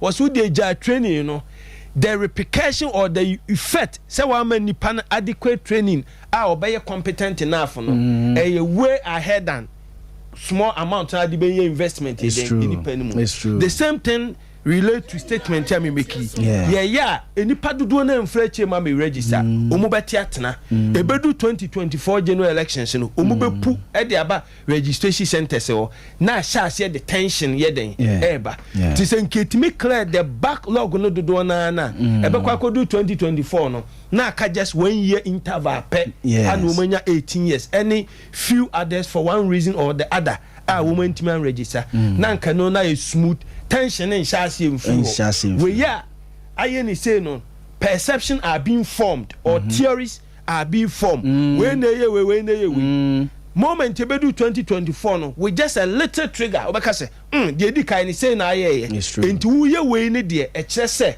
the end product say na person okoye e won sunsan so bebre na me come anim no briefly empempi mitie anopa no me benya na me monitor wo ma wo yom interview no ade ba ko a me observe no ma we mu ne say enipa ye di tumi hye wo mu nsem no ya na ye di tumi ni hye wo mu nsem wi a ayete say di tumi ni yi wo mu dia yes but right from the constitution chapter 1 the sovereignty of this country has been vested in yeni eti o manim yes na at every material moment yenyina ntimi nkotena ba bi fa akon enti ya na ye de ama where ye the asha president say me the ama minister ye descend to assembly level upon the amamo o ma ye di tumi ya ehye wo mu nsem no ya o mu invest anase power no o mu nkuta ni ye so wo hwe de ekoso Africa nyina na last 2-3 weeks ni e ka coup d'etat wa Africa coup d'etat yes since after 1966 na ye research more than 126 coup d'etat ana abaso ye den e Africa dodo na was sub-Saharan African na wo hwe ahokyere nipa wom se o ma nipa no go through frustration kakra bi na e ya adwenbone na ye den enti wo hwe electoral commission se obi se wona onya adwene na wode wo be kokoto a what effect na no na meeting IGP committee national gate ruling the chairman busa lawyer ne say was say what injury would your client ever suffer say other members ne tena edem ho a no no so throw the question back whatever that it is yes servo obekwa ebi oso a omu bro issue no out of proportion and me need akon na say lawyer no ni kpakpado I felt like as a woman ne personal interest we issue no you could see baby who is that question say enti say the tone and emotions now they kasa no e do stage say ya my set the tone no for the pressure burden of a woman already things are difficult globally and near my den enti any opportunity say da bia me kan ye social media that's the interesting thing e come the kwa na nya data 2 cd to offer onwere the politician ho be ye wo be ko akonya Libya ship dealer. Obekwa koshia the ship dealer. Ama we be fi wa dwendwene. Etima omu MBM na the powers that we vested in them no they should handle it with care. Na anya capricious said be ya obi wa adwemboni bi kura na e woni tirima. Enam say the constitution e de kwan ato ho wunti we asia fa wesu no enipa ne be follow than say you better so mu be take him run into their own hands. Until those are the sort of advice me person them powers that be. Obi so what they ma court them or yes you dika or court and no need them but yes I will so evo who say ya na indirectly my the ruling party no you are very unpopular because so bibia will go through this frustration na jebe and say aban mu ne penny for bilateral commission is an independent so yeah omunya adwuma ne na mfa so de nya den emre o my god mame ko no abo ekọ frempo ho no ba mo messages ne kakra kwasi fosu o say this man is not making sense. I don't know man krona o kan ho asem no and it is wo adwene no so na adwene no Sir John Bososo or say fantastic show or here live free Fantia Kwa South district in the eastern region na nchi ankoma honorable Kingsley Owusu Newman incoming MP de ma de shewo Fantia Kwa South constituency MC Alprekon or say good morning na the kingmakers of the new patriotic party and we so mbetwaba the ama Dr. Usefri Akoto for the development of our nation and Asare George Yaw Sepe Asare George Yaosepe or say owo agrek ebraso na Mr. Asare construction hono moa and na owo or say yedanyankopon ase and it was him and Penida John Dramani Mama is making everything possible to convince Ghanaians say yedi to me bemano but Ghanaians will never give them another chance to come and mismanage this country again from agrek ebraso ono so ne de no Anthony Yeboah Anthony Yeboah so edie eni na minua Augustine I say ya good morning na me show if me show live TV so na a great show Augustine minim so that so school feeding hono mo a me chia oni abusuafo no na bo kokko megimedi exercise limited registration exercise so far ne wo hu ne wo de wani ehunu de wo de waso ate obeka say so far so good wana honorable yo menua ya me bana me tie mo na me fa sa kwanya iso na machia NDC for mpenimfo mu ha especially regional chairman na kwasi and other regional executives any modern ma mo bo efa limited registration and afi me wo fa wo hina jikum former regional minister, former chairman, and ambassador. And then me appear jomo. Me ba program mo so mo tie me pa. Wow. Afi me fa sa kwanya yiso na machia Ghana. Emrante ne mabawa ya omuanya mfidu nwotwe. Ya omu ekotwiro mu din a. Bebre fa how bebre yisem. Na minua ya kasembia ya eye quite significant. Say and then it diet to some ya menene here. Then ya has age no. Say we share radio so emfa ho hwe ne ana TV so emfa ho hwe ne ba bia ya sebe ugina ewo amanyosem mu. Ebehia pa se obetumi aka nokre. Minua nsenchire opema sem se de mepena sem na menene here program so na o confirm so ko konde ye se de usikasa na manage ho so mani eje de wo ka no. But who said you walk in no ye aswase so ye kromo yes ye kumase no kre how are ya say be enu no mo nkrase ye femu no enye bi na aswase fo no kre pa but empo aswase fo no ye he ase no hunu se ne esiko na you know na machine mwakra first 2 days kra say makum mienu bi kakra bi no motimi na menu register ehe asiesi ye ne MPP fo no bi ehia ya ye ne omo edinkita ho fa de stade ho ensem omo kan emwakra MPP fo no bi emwakra ba ku se menene hia ye na meka so nipa no ho chiri won se bi nkurase no hu se ne aho chire e wo ba bia menu ya ka so waka nyem na meka o ne aho chire wo ba bia Entino so kase nipa no mfa kan free baby to say me district say em say Mr. Nsenche or mention kakra such a central a bit beyond sene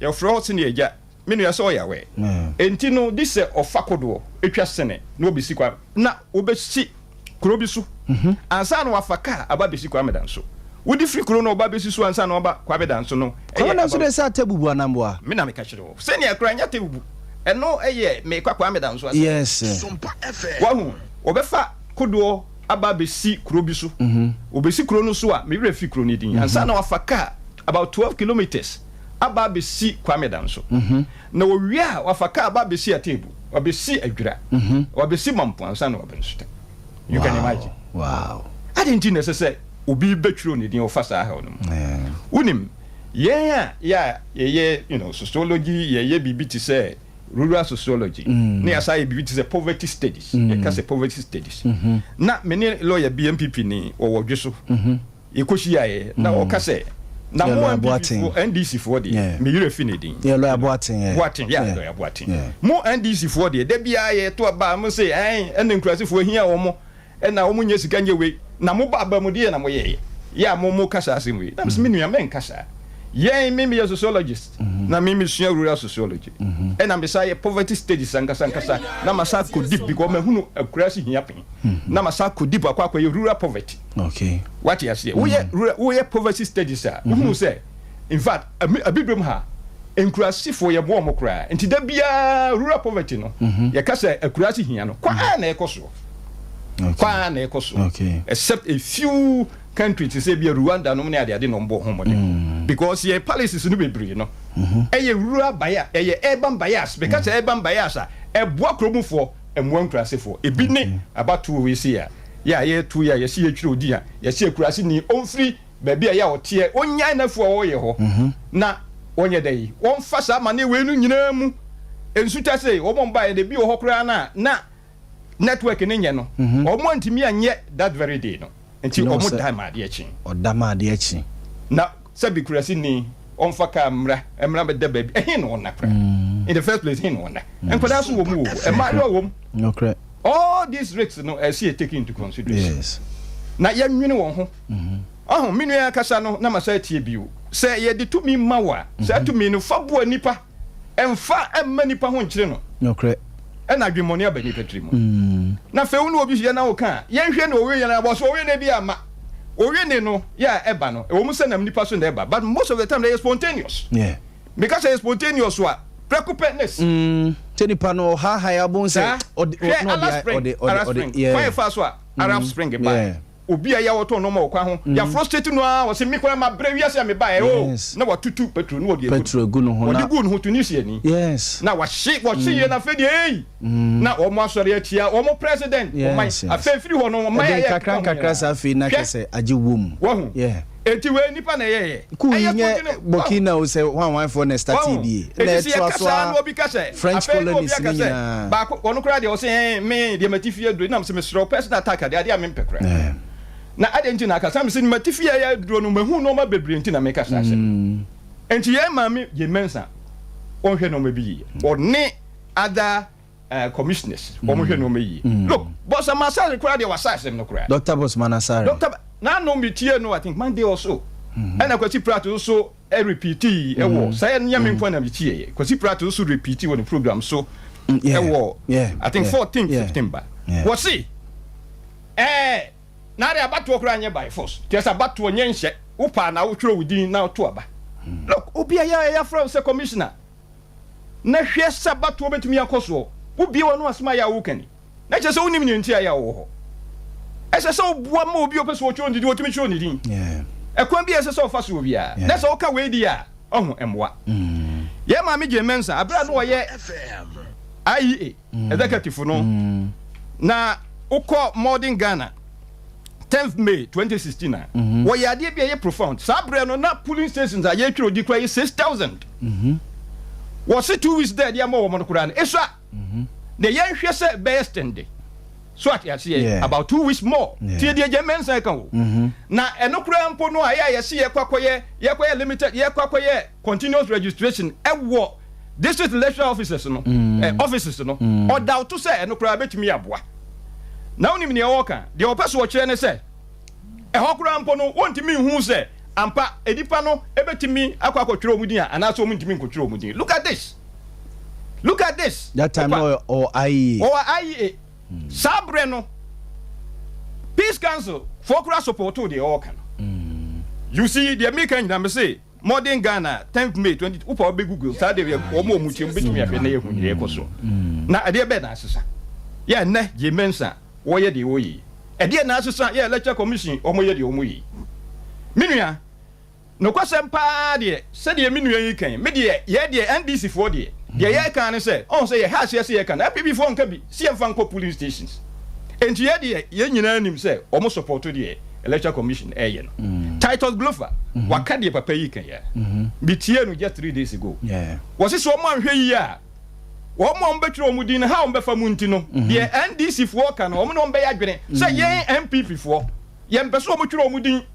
Titus Glover e ka sa you see e Japan mesa wọ́n sọ mi tiẹ̀ nínú ànkùn. Honorable and a second MP. Wọ́n sì ní wọ́n ha wé kúrò ayé fẹ́ mu nfa so ọbẹ̀ kúrò ní wọ́n so. Edre ni wọn MPs ni bi wọ hɔ edre ni wọn. Dr. Zenato Rollins so kura so aka sɛ. Wọ́n sọ aka ẹnu so nka mi ba bɛka. Like financially the way si edre ni wọn no. Edre ni wọn wọ́n nyinaa ma bubu omi din wɔ ha. Zenato Rollins. Titus Glover Japan Mesa. Maturo didi wọn nka mi bɛka ho asɛm. Look but the etie ni sɛ the entire yɛ MPP fo no bebree wɔn fa ho sɛ ebi kura mo yɛ MPs. Omo ye ministers. Kwabna se nje so ono so waboka. Ameka se kwabna se nje obenyi obi amana bo so ono ni party. Ena nipa bi ti say Madam Sisiela da pa womu. Yes. Meka sa mane ha. Tata Grover di oni party. Yes, me say. Yes, omo party. Na nipa omo wo sika se womu. Na MPs no ebi ye ministers. Ana se Madam Sisiela pa de kra we bola omo se ebi se bola minister. Ye wo minister of finance wom. Energy wom. On Western housing, you know, roads. What do we call it? Natural resources. It's already encounter. What would you cry the encacra? Encounter. I have one more the encounter. And yeah, now no, Messiah, another video. Defense minister. Yes. What do we call him? Dominic Nitiu. Was Sanko that die? Yeah, Ukra and San Albert Mosca and Sana Waka Kutrodi. Yeah, and this if we be any sky at the base idea. And Sana. Wo si ko baby apeso ko bia no fa cash kana ko you see na madam Jemensa da bia no ne wo ye ne se ehia no pa se nipa bia ya ense se o mu twere o mu din no wo mu ntwero ehia no pa wo no de ho ne focus wo na mom o mu asese o mu twere o mu din a ya ne wo ye no emo o mu kwa mo mu ntwere o mu din no de oni de ehia no. You see, so the American out here. Was say, oh, me sanitize me person me sanitize the electoral register. No? Yes. And take the Ghana card here. That is also another issue. Ghana card don't say yeah registration. Will be who say yeah, over the guarantor system no register. And also see Ghana card. What figures no. And I want minute. Yeah. And I am so yeah, say yeah, say guarantor system no. Yeah, the because you will be an Ghana card.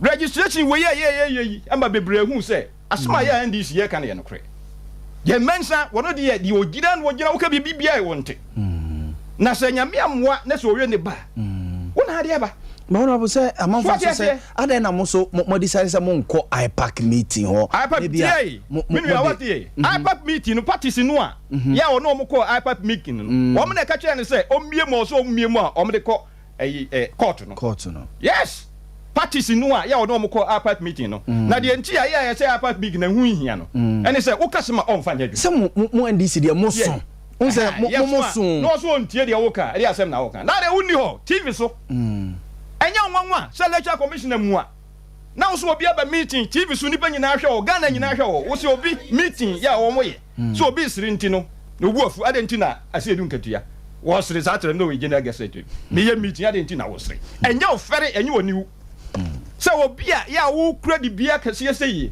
na Ghana fo nyina show na wo ye meeting as a lecturer chairman of electoral commission so obi sere no obi also di enti na ade enti na wo sere na wo bu afu em so hunin e wo TV so you see na se ukọ na se uka na se won fa kwa ya wo kọ no fa so be na wo so media me catch them ranche ne mabawa ya abredu so mo kotwiro mu din na me nua ka bibi fa zamrama fo ne fulani fo ho ya ndc fo obia fulani ni bia ni ho ya obe register ya challenge no zamrama ni bia ni ho obe register ya challenge no na se mu no nchemfo fo no ye research ya na mbe hu se MPP fo kura na e sha de no but dem se me nua no ka sa e kwa wie no de o kan sa asasem no kura nya no kura allegation eye se wo ka se enya no kura ndc fo ye challenge zamrama ni bia da ye challenge fulani ni bia da but ye nim se ampa ye nua ye maame mampani abedi ekire yire oye fulani ni enti sanki ye obi a challenge o ma ye ka kire nkrofo se obi obe challenge fulani ni bia no o kan kire especially nia ne parent ba ko ye Ghana ni no o kan kire o mo twahia ya se o ho kwai so register because ye maame Samira Krampo no ne fa eye fulani enti o register ye ye ka kire nkrofo kura no enti wo nyina de America omo a ya omo register ye ye ya omo fa ye fulani de omo de America ba one challenge obia ye challenge obia not even one okay not even one okay na sa wo hwe da bia ye be registration e wo Ghana ha omo challenge ni pa ya omo kura nkramodin wo mo kura dini a ya enya akandin e ya MPP fo da bia ye be register e wo Ghana ha bia no okay omo challenge omo nkura akandin na eye nkramodin anase enye akandin eye MPP fo na challenge yes wo na challenge o busa century aha wo de opa musa century je obusa na obeka tanya sa ne na mo nsantwero fo ko mo nya research and da ba bia ye to ba bia no ko hwe omo challenge omo a ya mu kura nkramodin a anase enye akandin ko na ko hwe mate ye be follow up on century je obusa na obeka tanya no right enti ye ka kire omo so omo go kire omo din okay na eye boapayo ena Jemensa ene ni commissioners omo ye eye boapayo ena baibita omo achi so omo nya saade no okay na media mo de omo befa omo nyina chi no se nyame boa na se omo nsaka omo abato krata omo nchire Jemensa se omo mpeso omo to kra ne omo nsaka krata omo beto aban so ata omo achi se omo kwa omo nchire omo din no ya omo de omo fa de omo fa mu nyina no sa ban no so omo nchire ni nyansa ya ndc de ka de hwe ni se omo mre hwe okudeta brakwa bato na no pay na mitie amane omo famu about 74 kilometers ba be travel and san over be trom din ada de be amane ni famu okay Abza for the honorable Ekuako from Pon where Kane DC war in Suta Kwamai Beposo the longest serving DC obey a Nalak president so onona yete nenken minua Nana Ajenim Boatin or see how me share my life every Hamburg abonten so on the New Yorker and they said Dr. Alhaji Mahmoud Bawumia at the number 2 on the ballot paper na say Dr. Alhaji Mahmoud Bawumia ebidin kunim or say a too sure too direct it is possible Nana Ajenim Boatin from Hamburg na or the message we aba come na adena sene honorable Ekuako from Pon e ko sama me musa de batotie me busa adai na mum na mo so mo challenge people a omukuta certain names a mo e ba be chochro wo mu din mama chia Mr. Ekuako na ya na oskimu ne kasa no ka ne kakra but ya da nyame nwanwa the New Patriotic Party MPP no started from the north. That is Northern People's Party. Yura SD Dombo at the Baya, ye Kojani be. And the whole Ghana, among all the political parties, young Kwane wo Nasara Winga, a war party no mu. Nasara no, a ye Sabi is removed. Me wouldn't be a mimity, wouldn't be a mini. Matreba baby. But currently, Moses Zongo. Okay. And here is the case, Uti. Ye flag bearer. Current flag bearer. Dr. Alhaji Dr. Muhammad Bawumia. Mo current flag bearer no. Yes, Bawumia.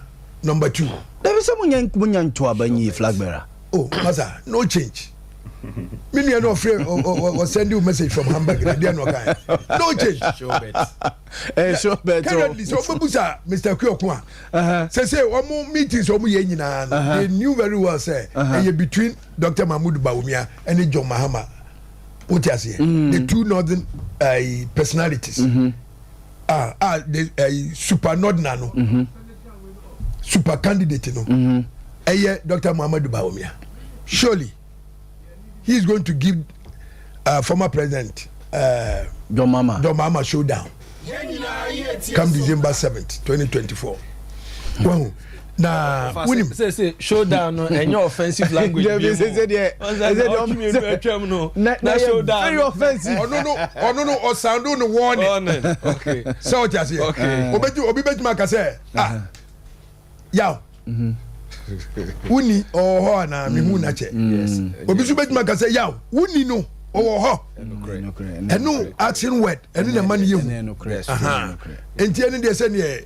But I like the way I show down. No, yes, I'm neutralizing tension and the woman is a better than before the so we 2016 year and you more say and you mama ye ya bomma mama and ye farm one ye beji say say me tie say my odi fon kansa nyum leader ajidi ama Baumia wahu Baumia wenye somuye Baumia wenye somuye abonsamu odio Baumia wenye na dem ya wafoso atunyum no okaso obeko obeto what do I know see no unlimited registration mami che no mami asa Mr. Kuyokoka anymore person this yes mama kwai e kwani dey say once 9:30 ni mo eni 9:30 e be 9 pacho limited registration limited registration no ejina o manipa kuro bi what you say so we share the figure is the buyer figure no enye enyina ho nyina magana for but 2020 ye be 20 by next year you better continuous registration. Ya one with difference in a woman. Where you limited registration. Where you limited registration. Ejina ma yemma ye offer for yenu no ma woman 2020. Woman 18 years. But 2024 number year continuous year. Registration. So enti we remember. Share. Me tenant. Ni ba enya 5 months. 17 years, 5 months. On to me register. Okay. And no occasion am say there be on to me register because with the Ghana card, you know. So who come register Ghana card? Only Ghana card. Some kwala name nyandri. Yes.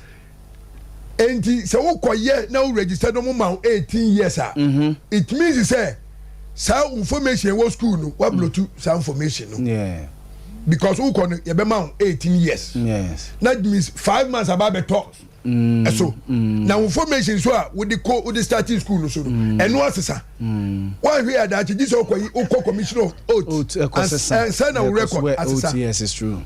And yes I say with the neko. And one abu say no assemblyman abananko wa tubio nam sida bi. Okoto assemblyman abana no obekwa adwamu daachi. Ni nkrata assemble sesa.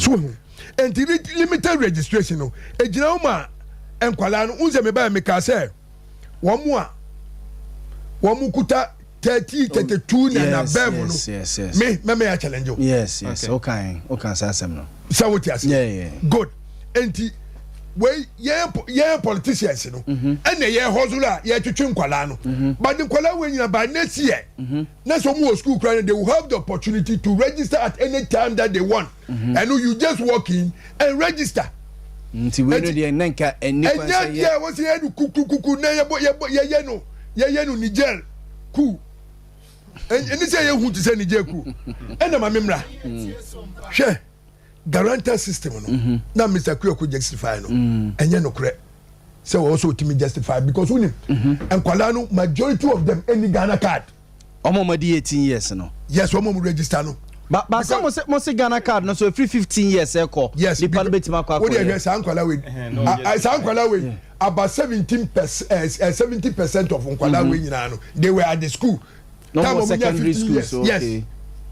And the registration is on Ghana card yan fan go schools. Hwe ye beto obey.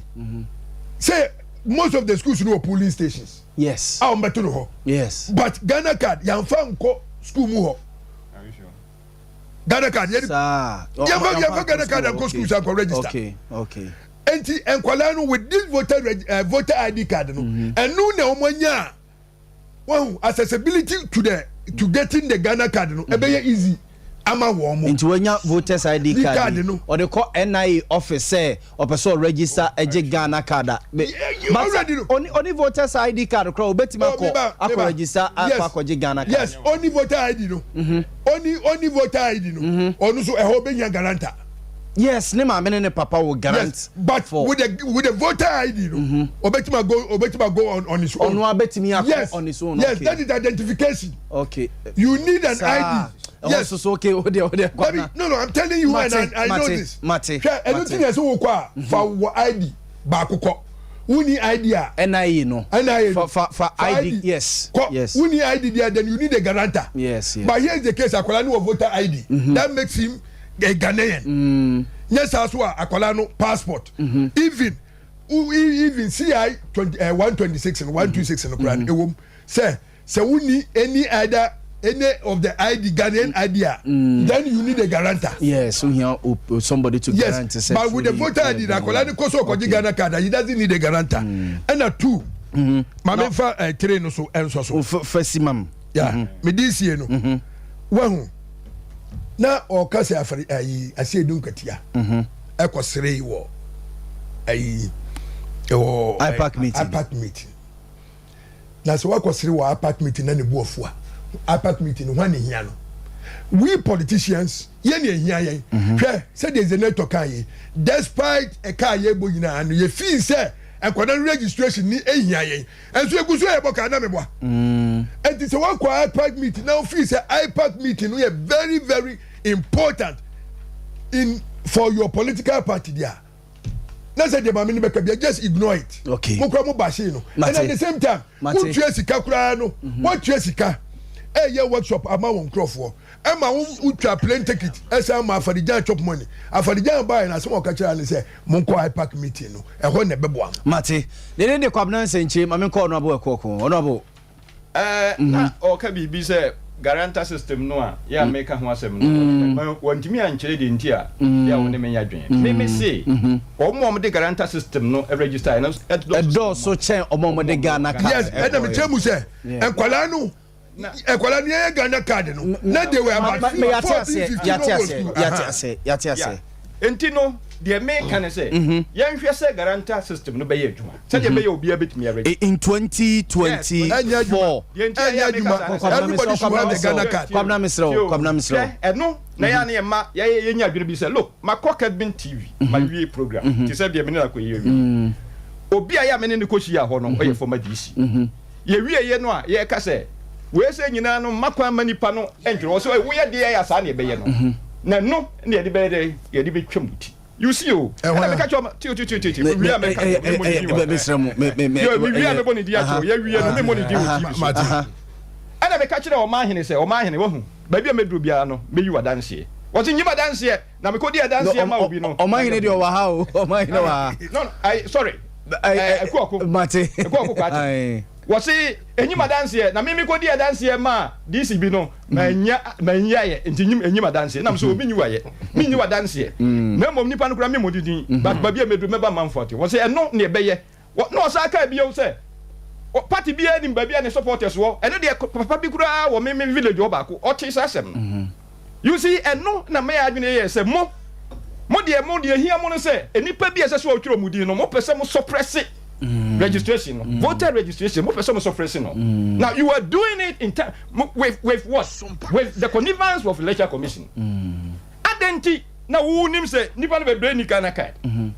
Yeah, to a buyer, yeah, throw din. Who names say be brain Ghana card? Oh, yeah, no, Mr. Joko. Mama, the category of people. Category of people of Ghana card. Kwabna Mesro, o manu bia. Now so we insist here say this a Ghana card and this will be used. who nim say bebre ni Ghana card but wo si chinchina just a Ghana ayen kwalao kwabna mesro wa ye nyina agi atum say enkwala o madi 18 years say o mo ye mpanimfo look akuya oye me unsambi what do we call it rector of IBM. Yes. Na kuya Boahema. Yes. Remember the name. Yeah. So oye NIA district officer. And I'm say kuya ya wampanimfo bia ya NIA registration. O man timi am twero mudi e me district afram. And was say eno de no odauto. Na I'm say look, sabre no mamponfo na hwe ho. Enti say o mampon. The ohwe no number frɛ no enti wo frɛ no one ne kacha nam te akua mesro fato speakerphone na mintie de omo oka what to ye no me boni din because minim say de make an no pre ye wie so a akua Boahema no obi a wonim no bia fɛ ne busa no hwɛ obi say no so wampa na beyond afram no abra ye registration na nsuo na to na ayiri nti yantimi anko nam say akua wate woman mo ye over 30 years o nipa bebre ho omu ni Ghana card enye omu mfum so a no enye woni bi enye omu mfum so Ghana card minimu pa mamen card because machine for designated areas mamen card ye migrate Matias and a main instance me ma nipa ya say ni si nyina nti obi ha wadi 30 years ya only Ghana card unregistered because only Ghana card didn't no register yes but the moment ya wo electoral commissioner the moment ya wo party member ya wo nim se nipa bebre wo ni Ghana card ya no nti no mutimi register man yi na wo insist say chinchina Ghana card na semo ho ya NDC for no wa wo ni Ghana card obi si na woni party ni bi hia baabi na woni ni pie na wakata no ne gina so ide betwa muti a oni dey off record off record I say misro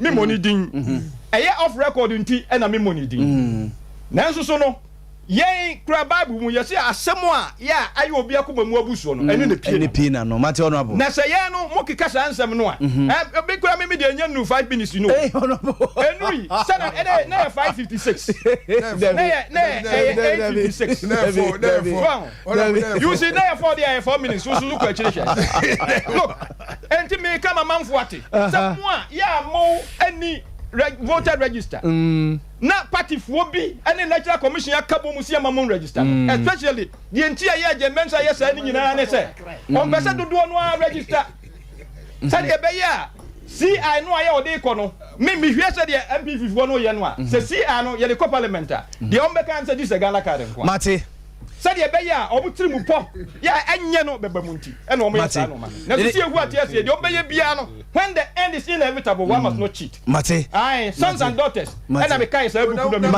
mate ebra no so a obi anya na dwe so obi bibia mate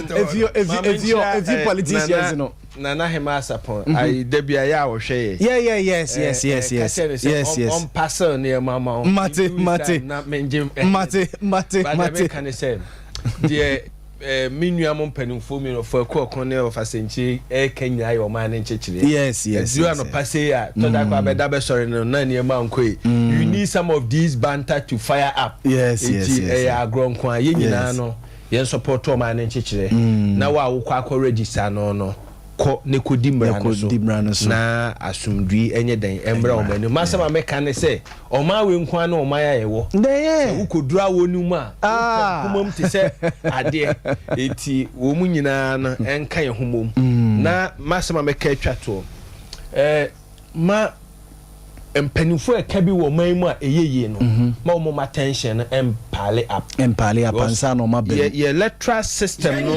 akoye say every 8 years yes say buy but this year there is a determination to break the 8 wo mo tiache so adinsi akantam say wo ye den na e be den omsom beba abu urem esire wo mu me mo obi anya excuse obi nya nyina so obi nkase say nam say ni say nti na me yesi nti me sempanifo wo mamu mo brem na nsɛm ni bi wɔ hɔ no ma ebi wɔ hɔ a yɛ nkyerɛkyerɛ mu yes nkyerɛkyerɛ mu last week me ne the KKD from MPP communication yes me ne adwene say bia because we are geared towards district level elections into the fancheche mu bra say munyina montrase so we the assemblyman about 20 esrem mo me enye ne boko na bia this period okay say but the main purpose and your next year ho no mo a dipa no so ye besa ama no kwan so ho ama na ponti say bia kasa ne ba bontin did say betima minimize masa me say 2024 crucial yes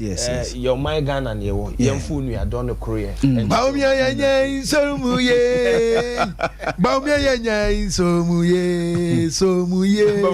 somuye abosawon baumia yanya wonka ayi economic issues wasem baumia yanya somuye baumia yanya somuye abzafo ya demosi somuye atunu wodi abzafo ya demosi abusom wahwɛ sɛ wakɔhwɛ akɔdi dwa ahodoɔ